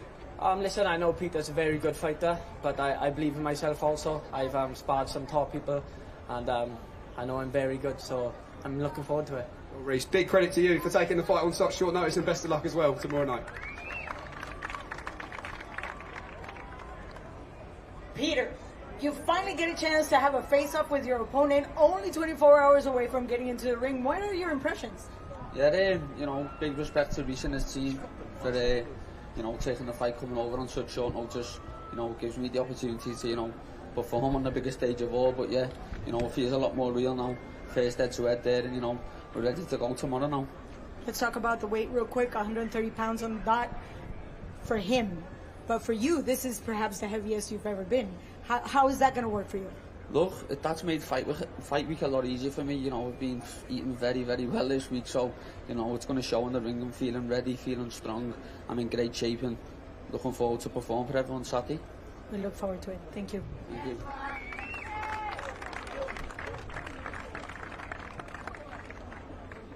So that's Peter McGrail and Rhys Edwards. That's at super feather, so the heaviest that Peter McGrail's ever fought at. And that's another intriguing fight when you look at the bill. Next up, we're going to get Isaac Lowe and Lee McGregor. And there might just be a slight delay until we get these two, but I know that's a fight that you three are really looking forward to. That could be anything, couldn't it? I'm Isaac really Lowe looking, and Lee I McGregor. think this fight will go under the radar a bit just because of the magnitude of the fight, the big fight. So we have got a slight break in proceedings while we just get the next two fighters ready to come to the scales. We've still got to see the likes of Johnny Fisher and Dave Allen, Ishmael Davis and Sergei Bohachuk, and of course Dempsey McKean and Moses Itauma before the two main event fighters get to the stage. We're back here in Riyadh in a couple of minutes' time.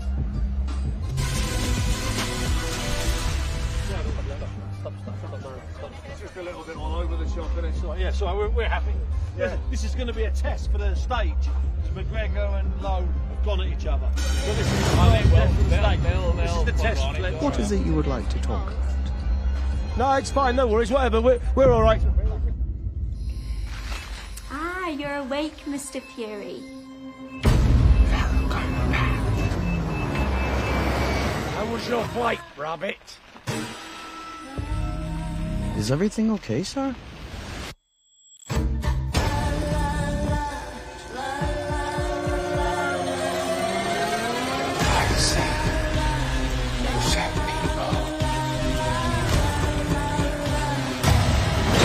It's not too worried.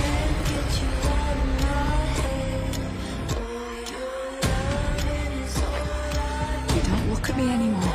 I miss you. Do you miss me? Don't be afraid. I don't want to make you ever. When you sleep at night, ugly man, you think... Think of me. I'm going to punch your face in. Shut up! Shut up! Shut up! Show me your face. Show me your face. What are you doing here? Wake up, man! Dad?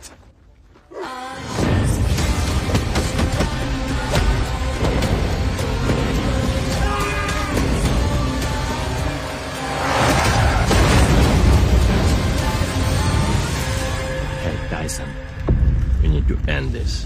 I'm going to end you.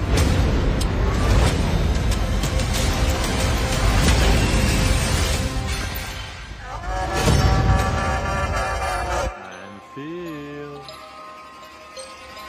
And let it feel.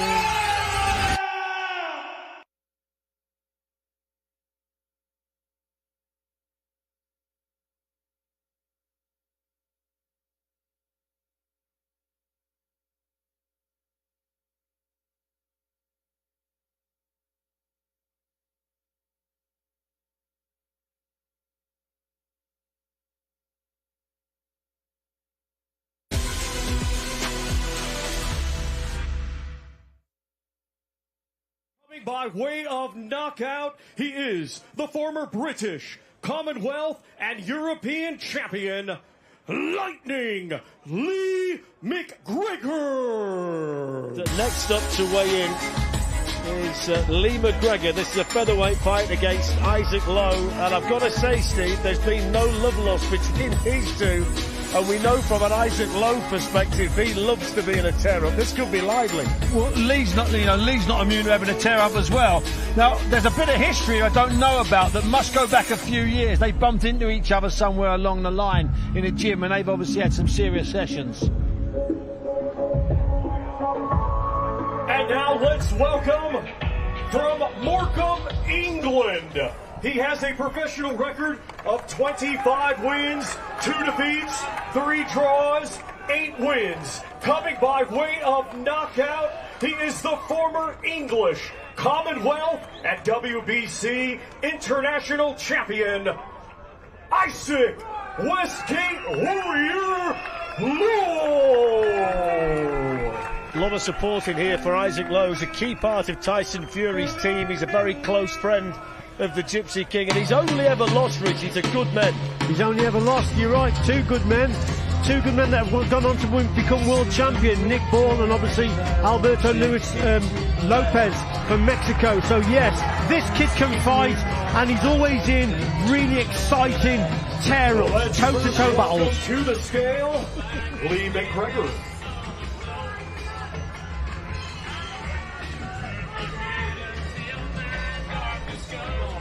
125.9 for Lightning, Lee McGregor.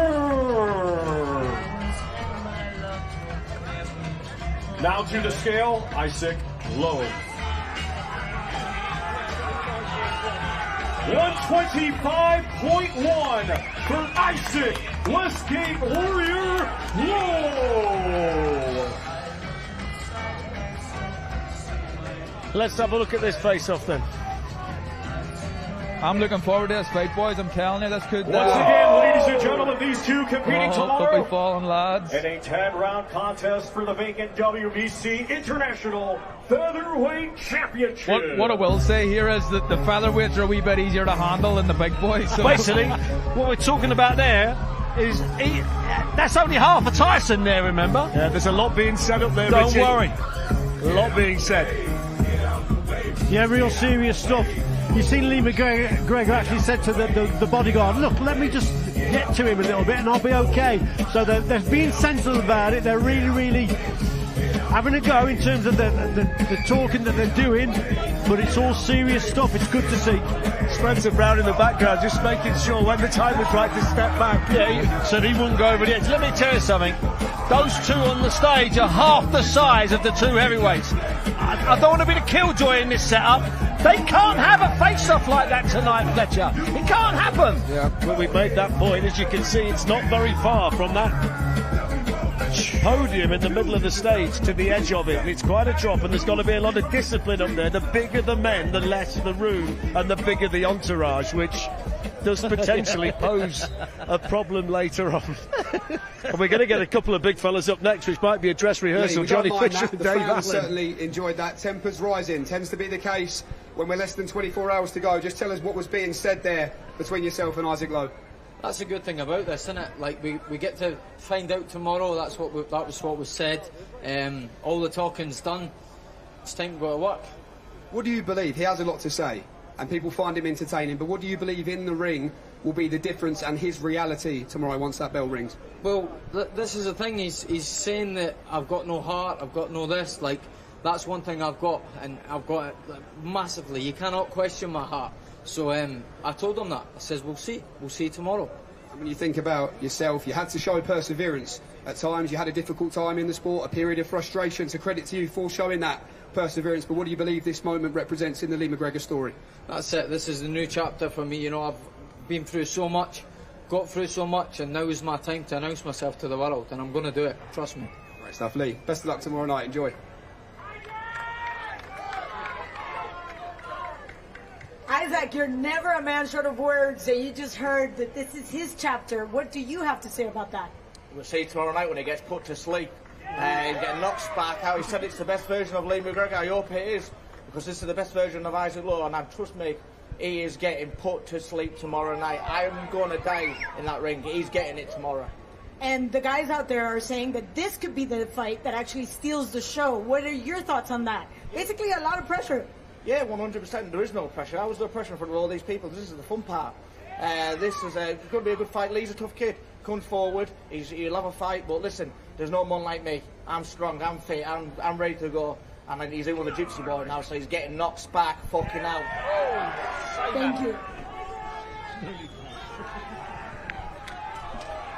Apologies, but it's that kind of day. Yeah, look, I mean, this one could steal Our the show, next honestly. 2 fighters competing tomorrow in a 10-round contest. It will be for the vacant WBA Intercontinental Heavyweight Championship. Let's first welcome from Doncaster, England. He brings a professional record consisting of 23 wins, 6 defeats, 2 draws, 18 of those 23 wins coming by way of knockout. He is known as the Doncaster De La Hoya, David the White Rhino Allen. Bunsey, talk me through the Doncaster De La Hoya. Well, you know what, Fletch? I do love telling a story, and I'd love to take the credit for that one, but it's not me. It's beautiful. Dave Allen's got a very, very good sense of humour. The Doncaster De La Hoya, I'm having that, son. I mean, he thinks the sky's the limit for him, so he's here to put on a show. You know, we talk about nothing to lose. He's the ultimate nothing to lose tonight. And now let's welcome from Romford, London, England. He is undefeated with 12 wins, 11 of those 12 wins coming by way of knockout. Here is Johnny the Romford Bull Fisher. So here comes Johnny Fisher, the British Young Boxer of the Year. And if you look at the illustrious names that have won that award down the years and what they've gone on to do, that's often a good indicator of what the future might look like, Richie. Yes, absolutely, Fletch. You're quite right. Johnny Fisher, remember, he's looked on as a bit of a puncher, isn't he? 11 knockouts in the 12 wins that he has. But we have to remember, Dave Allen's got 18 knockouts himself, so he's quite a big puncher. But Johnny Fisher, I think, is the favourite here. But it's going to be a crack at this one because they're both confident going into the fight.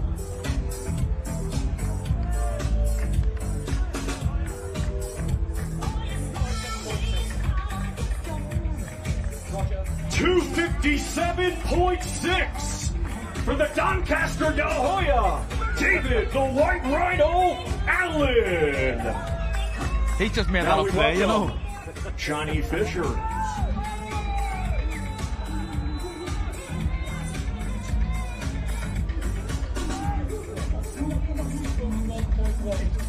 .241.1 for the undefeated Johnny the Romford Bull Fisher. One thing that doesn't need to be emphasised here, that this is the biggest night of both of these men's careers and a real opportunity knocks for the pair of them when they step in the ring tomorrow night. Absolutely, Fletch. And the thing is, as well, with Johnny Fisher, like I say, he'll be favourite, but he's got to be patient here because Dave Allen, hard as nails, he can punch himself. So, like I say, Johnny Fisher has got to probably go prepared to go the distance. It's also a much more respectful face-off for the big fellas. There's been a lot of respect between the two of them in the build-up. Well, he used the line, Dave Allen, yesterday. He said, I hope my son grows up to be half the man Johnny Fisher is. I'll take that for an opponent line, Fletch, every day of the week. Absolutely. Let's hear from them then.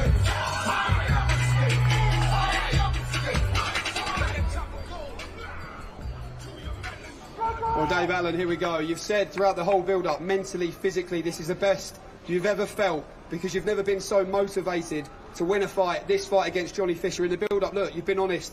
You've called him a novice. You've called this a lottery ticket. You said he's a kid. What is burning those fires so brightly in Dave Allen to win this fight tomorrow night? Lots of things. Yeah, this is the one. This is the one people will remember me for, and I want to be remembered for being one hell of a man. So, yeah, tomorrow's the big one. And you've been vocal throughout as well about how you see this fight ending with Johnny Fisher. You've kept talking about your experience, but if he comes steaming at you like he has done throughout his journey so far, his last two have been over within 90 seconds in the first round. If he comes at you in the same way, what do you believe happens to the Romford Bull? Oh, he's making a big mistake, yeah. This is a big step up. No one's ever run onto me before. You know, I've been beaten, I've been outboxed, but I will never, ever be outfought. So, if he wants to play them games, you know what they say about feathers and stuff, so we'll see. Dave, wish you the best of luck tomorrow night. Johnny, you just heard that from the other side of this platform. you're making a big mistake. What do you have to say about that? There's no mistakes in this game because I leave no stone unturned. I'm ready for whatever is thrown at me. We're prepared for every eventuality. But one thing I know is I've got huge power and I've got huge heart. I'm going to show all of that tomorrow night. We had an opportunity to talk earlier, and you did say this is perhaps the biggest challenge you have. Let's put aside the fact that he came in a bit heavier than you. Why is this so important for you? My next fight, whoever it is always my biggest challenge. No one, the other opposition never matters to me. It matters about what I can do. I'm the Romford Bull, and I do what I do every time, and that's bring heat. There you go. Thank you very much. See you tomorrow. Thank you very much. The question was asked in the press conference yesterday, what happens when a rhino meets a bull? That's what we're going to find out tomorrow, Carl. Yeah, I think so. I mean, I'm looking forward to this one. I think we will learn a lot about Johnny Our Fisher in next this two fight. fighters How good he really is. Two versions of Dave Allen, a good one and a bad one. I think we're going to see the good one tomorrow night, so we'll know how good Johnny Fisher is. For the WBC Super Welterweight Championship of the World. Brought to you in association with 360 Promotions. We will first welcome, coming to us from Leeds, Yorkshire, England. He brings a professional record of 13 wins, just 1 defeat. 6 of those 13 wins coming by way of knockout. Here is Ishmael, the Black Panther Davis. Bunchy, I think this is one of the fairy tale stories in boxing of 2024. He's gone from the banqueting hall at Ellen Road, which doesn't hold that many people, to Josh Kelly at Wembley on the Dubois Joshua undercard, and now he's in Riyadh in this fight. I mean, it's astonishing, the Ishmael Davis journey. Not only is it astonishing, he's relishing it. So he's not considering himself lucky. He took the Josh Kelly fight at 7 days' notice. He's taken this at 2 weeks' notice. A final eliminator for a world title against the man that people don't want to fight. It's slightly beyond fairy tale, Fletch, in my opinion. Ukraine, now fighting out of Los Angeles, California, USA. He brings a record of 24 wins, 2 defeats, 23 of those 24 wins coming by way of knockout. He is the former WBC interim super welterweight champion of the world, Serhi El Flaco Bohachu. Only lost to Virgil Ortiz. I mean, this is a high-class operator, Richie, that Ishmael Davis is in with. Yes, he is. He's WBC number 2, remember, and WBO number 14, so he's a world-ranked fighter. Tall for super welterweight at 6 foot, but he doesn't really use his height to reach. He's a front-foot pressure fighter. He's willing to box at short and mid-range, really lets the punches go. Big puncher in terms of his power, 23 knockouts. This is a really hard contest for Ishmael Davis, but I think he knows that anyway. But yes, Sergey Bohachuk, he's a class act. 153.6 for Ishmael, the Black Panther Davis. He looks sculptured, Carl. Yeah, he looks in great shape. I always thought there's a lesson here for other pros. Always be in the gym like Ishmael Davis. You get these opportunities, you stay in good condition, you get paydays, and he has a chance to win a world title on Saturday night.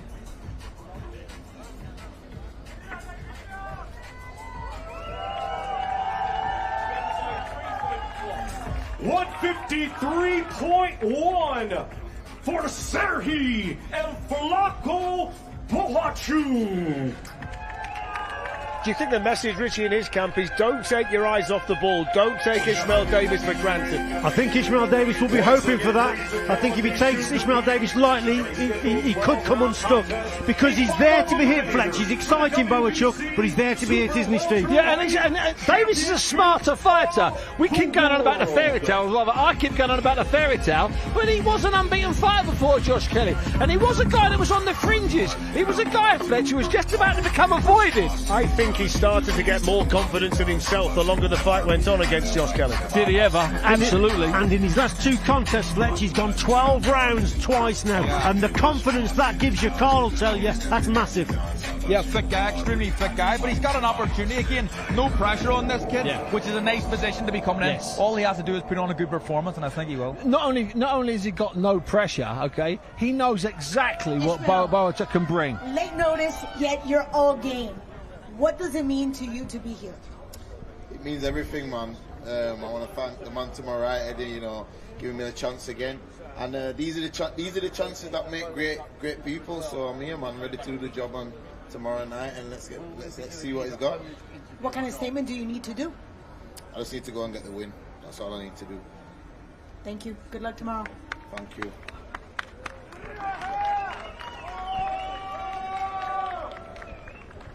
Well, Sergey Boachev, you were meant to be fighting Israel Madrimov. It's not. It's Ishmael Davis. He's taken this chance. How are you feeling about this change in opponent? He's very ambitious. For me, it doesn't matter who. I'm ready for this fight. I have big camp. I have a lot of sparring partners, different sparring partners, short, tall. I have a lot of experience. It doesn't matter who. Final eliminator as well for the world title. A win takes you closer to your dream. How does that feel? I'm happy, I'm excited. Of course, it's a big chance for me and for the next fight and the title fight. I'm hungry. I want this. I'm very excited. Very proud as well to have that Ukrainian flag behind you. What will this mean to you and your country tomorrow night? You know, in Ukraine now hard time. I wanna motivate my people. I wanna show my people. Ukrainian, it's winner people. I won and Ukrainian won. Everyone, Ukrainian people, winner. Best of luck to you tomorrow night. Thank you so much. The thoughts there of the two fighters, and Madrimov, who he should have been in with tomorrow night, is the fighter that gave Terence Crawford a decent fight in Los Angeles in the summer. So Ishmael Davis stepping in for him. Ishmael's filling some big boots, and what we've got to hope for here. Let's not mince our words. Let's not hide from it. We've got to hope that Boachev, Sergey, and his people have taken their eyes off the prize slightly, just a little bit. They've taken their eyes off the prize. It gives Ishmael just an extra boost. Let's get that straight. It's scheduled for 10 rounds. It will be for the WBO Intercontinental and the vacant WBA International Heavyweight Championships. Let's first welcome the challenger from Gold Coast, Australia.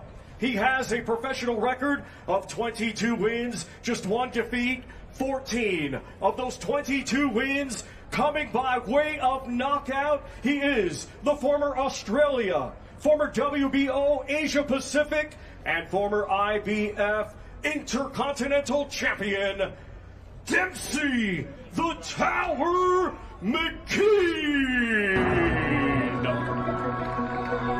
So here comes Dempsey McKean. The last time we saw him, he pushed Filip Hrgovic all the way and only lost in the 12th and final round. To step up this for Moses Itauma. Really looking forward to this one tomorrow night. You know what, I was talking to Frank Warren about this, and I said, Frank, this might be one of the biggest risks I've seen you take with an unbeaten prospect. And I'll stand by that. The quote he gave was, I hope I've not made this fight too soon. Absolutely. Yeah. I mean, I think it just shows you the faith that Frank and the team have in Moses Itauma. He's a quality fighter. From Chatham, Kent, England. He had a stellar amateur career, and now at just 19 years of age, he is undefeated as a professional with 10 wins, 8 of those 10 wins coming by way of knockout. He is the reigning and defending WBO Intercontinental Champion, Moses Itauma. So the supremely talented, powerful, exciting Moses Itauma, still a teenager. Biggest test he's had as a professional so far. I mean, the power is obvious. It's the speed of his hands that impresses me, Richard. Fletch, when this contest was made, yes, I agree with the lads. I thought it's a big risk, most definitely. But I still think that Moses Itauma will win this contest. The question for me is, how impressive he's going to be, and how will he beat Dempsey McKean? Will he struggle, or will he just raise the level again and just show us how good he really is?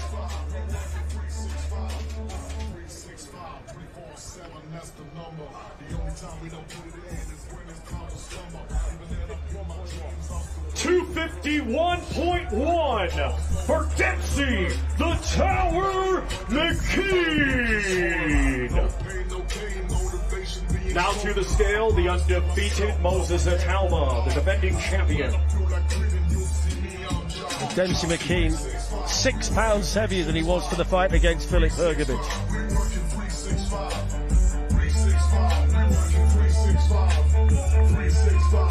$249.1 for Moses Itauma. Significantly, Richie, Moses Itauma 10 pounds heavier than his last fight. 10 pounds heavier, yeah. That's a bit surprising, actually.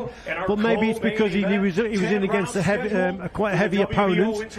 But nothing in terms of the height. Dempsey McKean probably just a little bit taller. But yes, a big risk. But like I say, we know he's special, Moses Itauma. How special is he? Because this is a tough fight, Stevie. It's a tough fight, and I like heavyweights to find an optimum weight, like Lennox says, the weight you're best at. Yeah. Don't worry about your opponents, don't worry about anything, coming at your weight. 10 pounds at 19 when he didn't fight that long ago. I'm going to say it now, even if he wins, I think 10's a bit too much. I really do. I think so. I'm a little bit surprised, but I agree with everything you said and what Lennox has said previously. Yeah. There's an optimum weight for a heavyweight fighter, and maybe he thinks this is his new optimum weight. I don't know. Could be it. Thank you, Ari. Dempsey, we had an opportunity to speak, and you mentioned the importance of this fight after the Hrgovic event. 24 hours away from getting into the ring. What are your thoughts? My thoughts are, I just got to get in there and do the business. It's a fight, you know, this is what we put the hard yards in, the hours every single day. You know, 11, 12 weeks of training camp has brought us to this moment in front of it's going to be a packed out crowd as well on one of the biggest cards of the year as well. So, look, I'm excited and I'm more than ready for this. How do you plan on just messing up his party? By winning the fight, punching him more than he punches me and inflicting a bit more damage than he does on me. So, look, we're confident in our game plan, our skill set, and just got to put it all into play. Thank you very much. Good luck. Thank you. Well, I'm here with the 19-year-old heavyweight sensation, Moses Itauma, 24 hours away from the acid test. This is the one. This is the step up. Tell us what's going on in the mind of Moses Itauma. Nothing really, man. I've just been ready to go, man. I'm trying to perform in front of the Saudi crowd, put on a big show, a big knockout, and, you know, do my thing.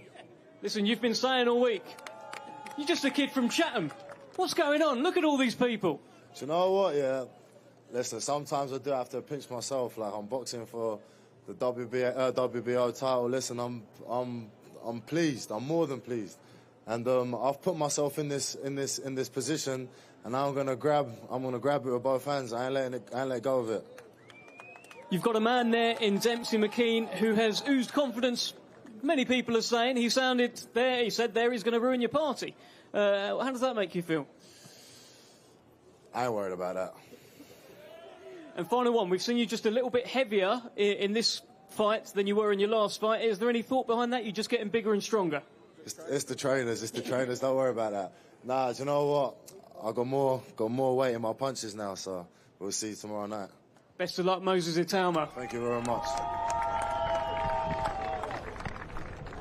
So the weight's in the punches, not in the body. If that's the case, he's in for a big night, Dempsey McKean, tomorrow night, if he hits any harder than he has been doing. Amir Khan's joined us here. How are you guys? Great to see you. I mean, Thank what you. about this, first and foremost? So many people here. And what about the setting? Yeah, the setup's amazing, and the atmosphere here.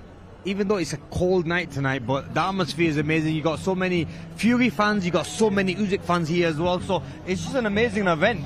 I mean, look at it. I mean, I can't remember weighing here in Saudi being this busy. Let me ask you a quick one on Moses Itauma before we get to the two big fellas who are going to walk out. You've been in that position. Yeah. The young teenager, talent, everybody thinks you're going to go to the top. How much pressure is he under? How do you deal with that kind of situation that he's in now, based on the fact you've lived it? Yeah, Moses, he seems very confident. If you look at him now, today, very calm, relaxed. Yeah, you are going to be nervous, and it's a massive fight for him. You know, this is one of his hardest fights he's got. So I mean, I think he'll get through it. You know, he looks very confident, looks ready. But yeah, you have to just be calm and collective. You have to stick to the game plan and go in there, because this is a massive test for him. This is only going to take him on to bigger and better things. So the fact that Sweet Caroline's on in the background means the big fellas aren't that far away. You can just start to feel that bit of electricity around us, Steve, can't you? Every time I say I'm sick of this song, I hear it again somewhere and I go, get in! We're there! We're on a platform, we're in Saudi, we've got Amir Khan with us. It's 20 years since he reached the final in Athens. Let's celebrate! We should be singing this, all of us, by the way. 20 years, man, that's incredible, isn't it? 20 years ago. 20 years ago, I was in Athens. Yeah, it's a long, long time ago.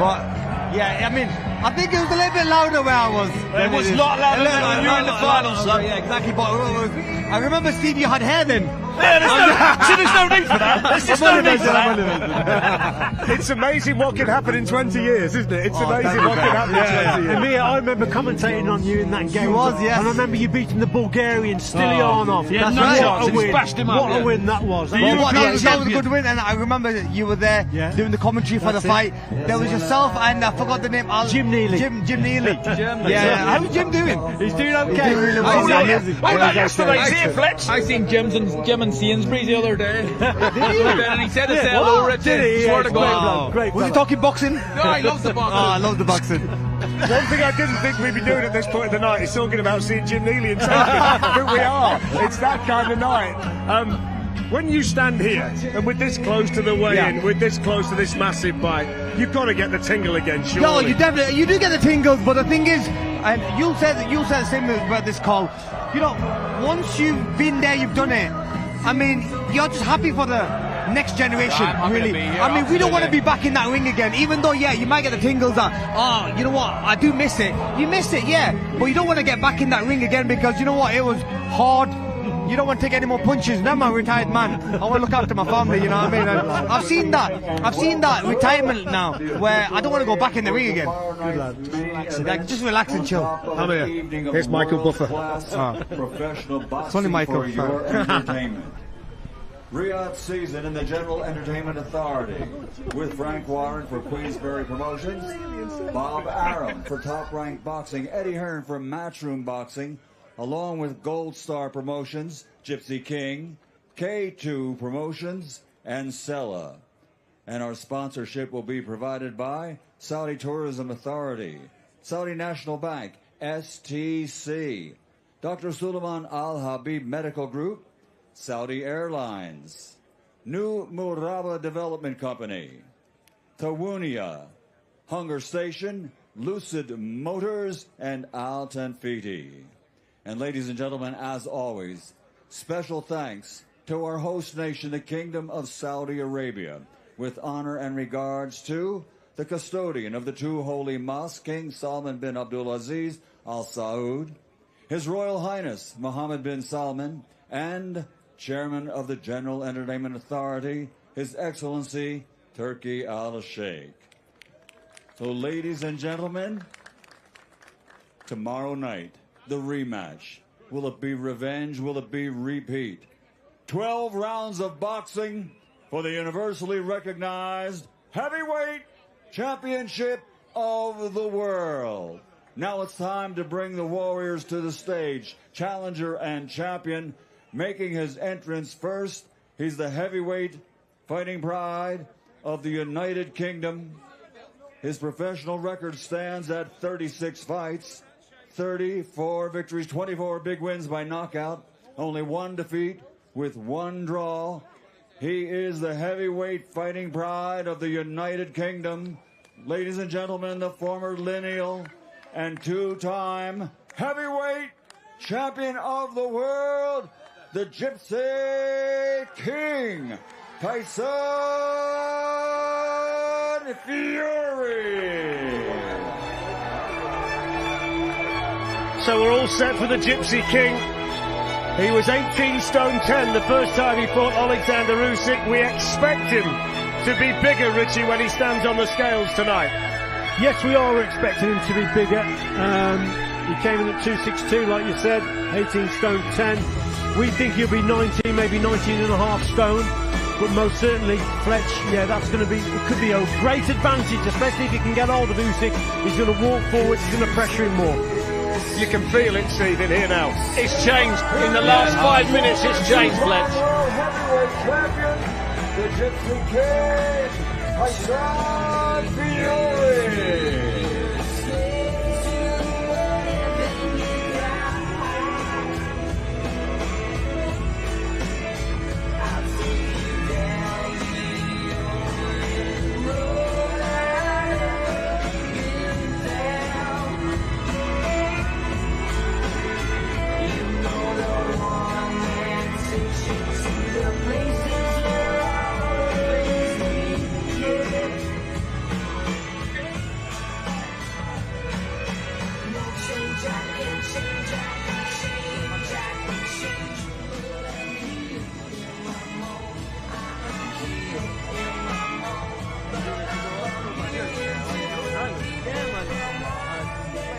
Making his entrance to the ring.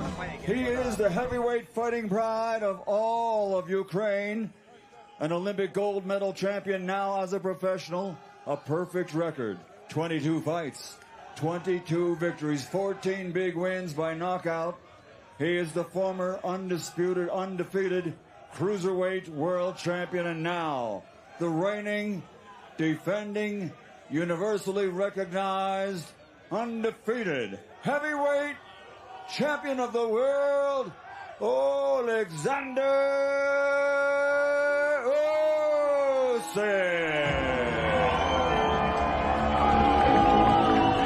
So here comes the great Oleksandr Usyk. And in a few minutes' time, Steve, we're going to find out the weight difference between these two. I saw a great quote from Oleksandr Usyk. He said if size mattered, the elephant would be the king of the animals. I tell you what, that's a beauty of a quote. Fletch, do you know it in Ukrainian? Because that's what I'm going to deliver tomorrow. I'll do it in Ukrainian, not accent the words. What a quote. And Carl, absolutely nothing phases this fella. I bet he's never sweated his life apart from through exercise. Absolutely nothing at all. This guy, he's made of steel. Absolute made of steel. I love him. The people love him. It's a tough fight for him, we know that. But this guy's an animal. Absolute animal. King Tyson Fury. Top on.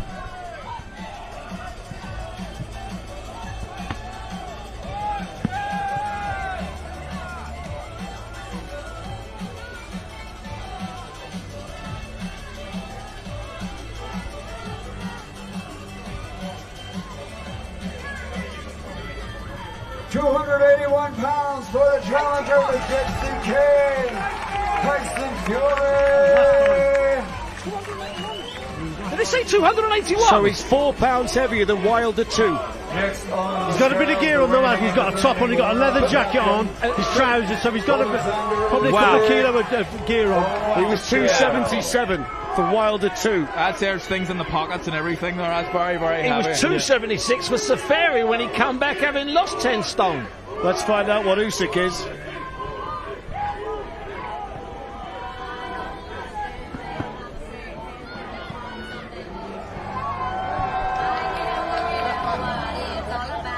£226 for the reigning and defending champion, Oleksandr Usyk. He was 223.5 for the first one. That's his optimum weight. You spoke about optimum weight. That's his optimum weight. Yeah, and you know, he's wearing stuff again. He's got clothing on, so he's around about 223.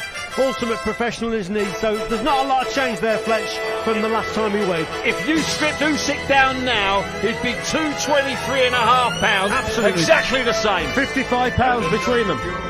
That's big, Fletch. Wow. That's big. Wow. My God. Before they face each other in the ring tomorrow night here in Riyadh, Kingdom of Saudi. This is where they're going to have to watch it, Fletch, now, as these break away. No, they've been told, Rich. Yeah, they've been told, Fletch. Now. There's not as many people on the stage than what I thought there would be, Steve, to be quite honest. Yeah, they've moved back from the stage, but the fighters have been told, look at them. Yeah. Maybe no head-to-head here, boys. Woo. Get this.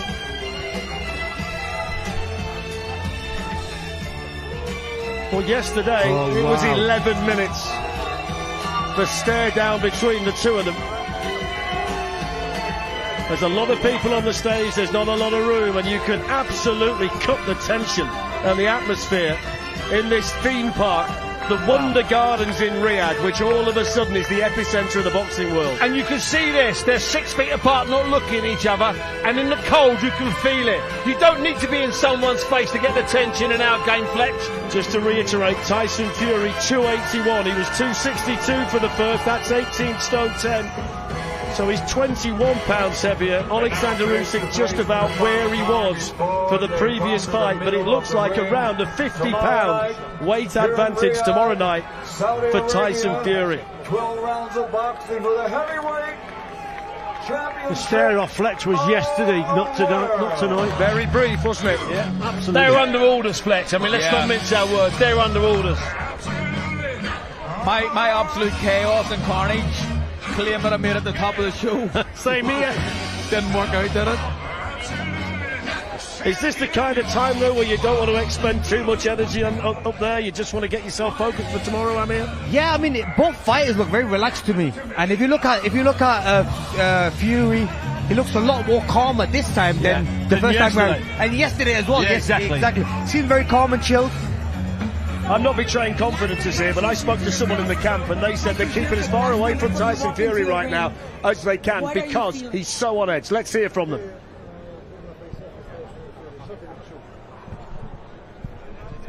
Nothing. How do you handle? None of this gets to you. How do you pull that off? Як ти справляєшся з цим? Воно нічого до тебе не доходить із того, що він намагається зробити. Because my angel helped me, but my God, Jesus helped me, and my family and my team. My wife more helped me. And tomorrow, real quick, I understand your wife will be here. Who will you dedicate this fight to? Я знаю, що твоя дружина вже тут. Кому ти присвятиш цю перемогу? I talk to you tomorrow. Perfect. Thank you. Thank you. Good luck. Thank you. Well, Tyson Fury didn't quite get to speak to us. However, when he left, he said one word, war. And that is what he's promising tomorrow night. So that's the good news, everyone. I've got Frank Warren with me. Frank, I mean, yesterday it was like 11 minutes of a face-off. Today, 3 seconds, I believe. What did you make of it all up there? What I make it, there's going to be a war tomorrow. That's what it is. Tyson's come for it, come to get those titles back. That's what he's here for. That's what he's sacrificed a lot for. And that is what I believe will happen. He weighed 281 pounds, however, full clothing. But one thing's for sure, he's definitely bigger than the first fight. Yeah, he's heavier, but I think the other guy is as well, isn't he?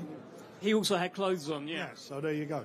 Look, you can look in, analyse it what way you like, talk about it what way you like. Fact of the matter is, tomorrow night we're going to find out who is the best. And you know both of them are coming to fight. It's going to be exciting. That first bell goes, they're going to get down on it, and you're going to see something extra, extra special. Is this a fight that ends within the distance, Frank? In my opinion, it will. In Tyson's favour. Well, there we have it. Frank Warren believes it'll be a Tyson TKO win. Let's find out tomorrow.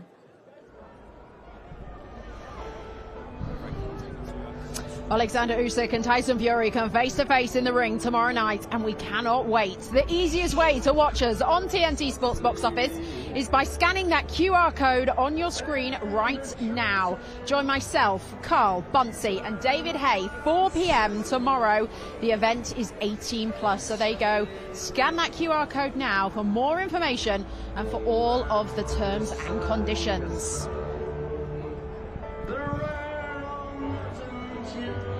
Well, that is it. The weigh-in is done. The time for talking is done. Amir Khan's still with us. What did you make of that final weigh-in between Tyson Fury and Oleksandr Usyk? It seemed very chilled.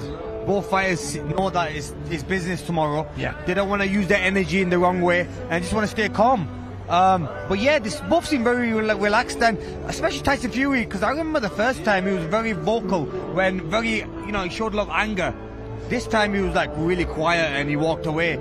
So yeah, I mean, is that confidence or what is that? What do you think, Steve? I think it's confidence from both of them, to be honest with you. Definitely. And I think it's that point, Amir. It's all over now. Can we just fight, please? Can we just get in the ring and fight? You know, the hype's been so big for this fight, and I think it's time where they want to spend time with the family and they want to get the fight over with. Richie said it. The head-to-head was yesterday. That was the head-to-head. They don't need to do it again. That was the boiling point. And I think the weight of Fury, Becky. Let's talk about that. Yeah, because that for me tells you the game plan. Really, I don't think he's going to go back with that 18 stone odd. He's probably 19 stone, Steve. Actually, the heaviest he's ever been. He's going to go forward. He's going to. I think he's going to walk him down, take the shots as he's going forward, and just get hold of him. You can see the tactics now from Tyson because of the weight. I think he'll be flat-footed walking forward with that amount of weight. That's so heavy for Tyson Fury. I don't think he'll be up on his toes. He'll not move backwards once. I think he's going to press forward and he's going to walk forward. We did think he would be heavier. Did you think he'd be that heavy? No, I thought about 10 pounds or so. I know that it's wearing 2 or 3 pounds of leather coat, jeans and trainers, but only 2 or 3 pounds. He's maybe 10 pounds or 9 or 10 pounds heavier than I thought. But that's something they've worked on. That's something as Richie's been banging on and Carl been banging on about all week. The weight. That's obviously what they're doing. It has been a long week for them, but are we a bit disappointed we didn't really see more tonight? Oh, stop it. They stared at each other for 11 minutes and 20 seconds yesterday. What more do you want? People cascading off the stage, Becky? I do. Injured people and ambulances? That's what we all thought was going to happen. That's what we think. I know. Flip me. We're always surprised. Can I just say one thing? This fight was first made in the summer of 2023. They were meant to officially announce it in October when Tyson Fury fought Ngannou, and they did, but it was half-hearted. Then it was cancelled. Then it was rescheduled for February. These guys have had 8 face-offs. 8 face-offs, Amir. Wow, that's a lot. That's a lot. It's unheard of. They must hate each other. Exactly. So it's been 18 months.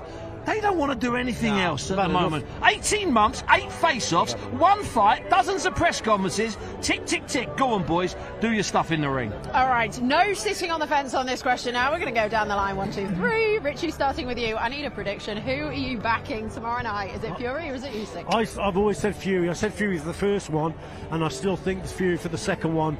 And I really believe that Fury can march him down. He can bring him onto that right uppercut. I think it's the jab and the right uppercut are going to be the danger shots, and the right uppercut for me could do the damage, and I'm going for a Fury stoppage. Wow. Splinters, get ready for this one. No, I'm fully off the splinters at the moment. I've had the pliers out, as they say in the trade. Let me tell you something. I think it's a tight fight and a hard fight, and I just think Usyk does enough. Just think he does enough. But Richie and the rest of the boys that have got that theory, I understand what they're saying. I just think it's Usyk again. I think Fury, and I think that he needs to improve, certainly on the first performance. He needs to be more aggressive. The weight suggests that he's going to be more aggressive and he's going to go forward. I think Fury and a close one. All right, 2-1. And I think Fury as well. I think Fury's going to put the pressure on him. He's going to push him back. And I think the weighing just says it all. How much weight he's put on for this fight. He's going to push him back and he's going to try to hurt him. And maybe try to get that stoppage. Yeah. All right, well, there we have it. 3-1, Tyson Fury, Usyk. You know what, I was going to ask you, but I wouldn't dare do that, Becky. That would be really cruel, putting you on the spot like that. I'm impartial. I will, best of luck to both fighters. Just a reminder, the weigh-in is all finished. So, next stop, it's the Kingdom Arena tomorrow night. We cannot wait for this. The rematch between Oleksandr Usyk and Tyson Fury, less than 24 hours away. Scan that QR code on your screen right now. Go on, do it. You do not want to miss this fight. Everybody is talking about it, and you need to be with us on TNT Sports Box Office. It is an 18+ event. All the T's and C's, they are available on that QR code and on our website. 4 p.m. tomorrow is the time that you need to be setting your, I don't know what, clock, watch, alarm, however you do it. Just make sure you join us at the Kingdom Arena. Richie Woodall, thank you very much. Steve Buds, Carl Frampton, and Amir Khan, thank you very much for joining us. I hope you enjoyed that. But as I say, I can't say it enough. Join us tomorrow live from the Kingdom Arena.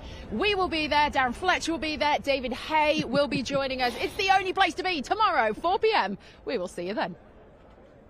He gets smashed faces on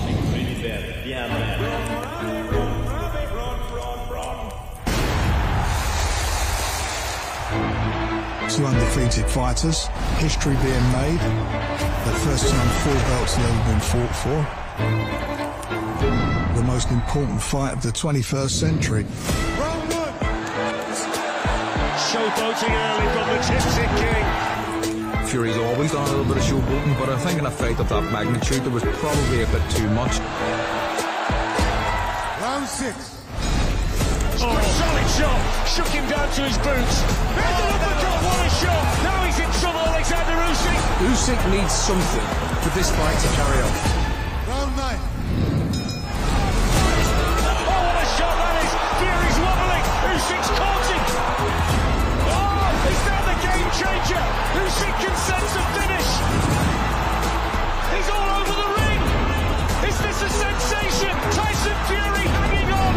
But Fury refused to go down. A fight that's tightened up significantly. This is everything that we hoped it would be.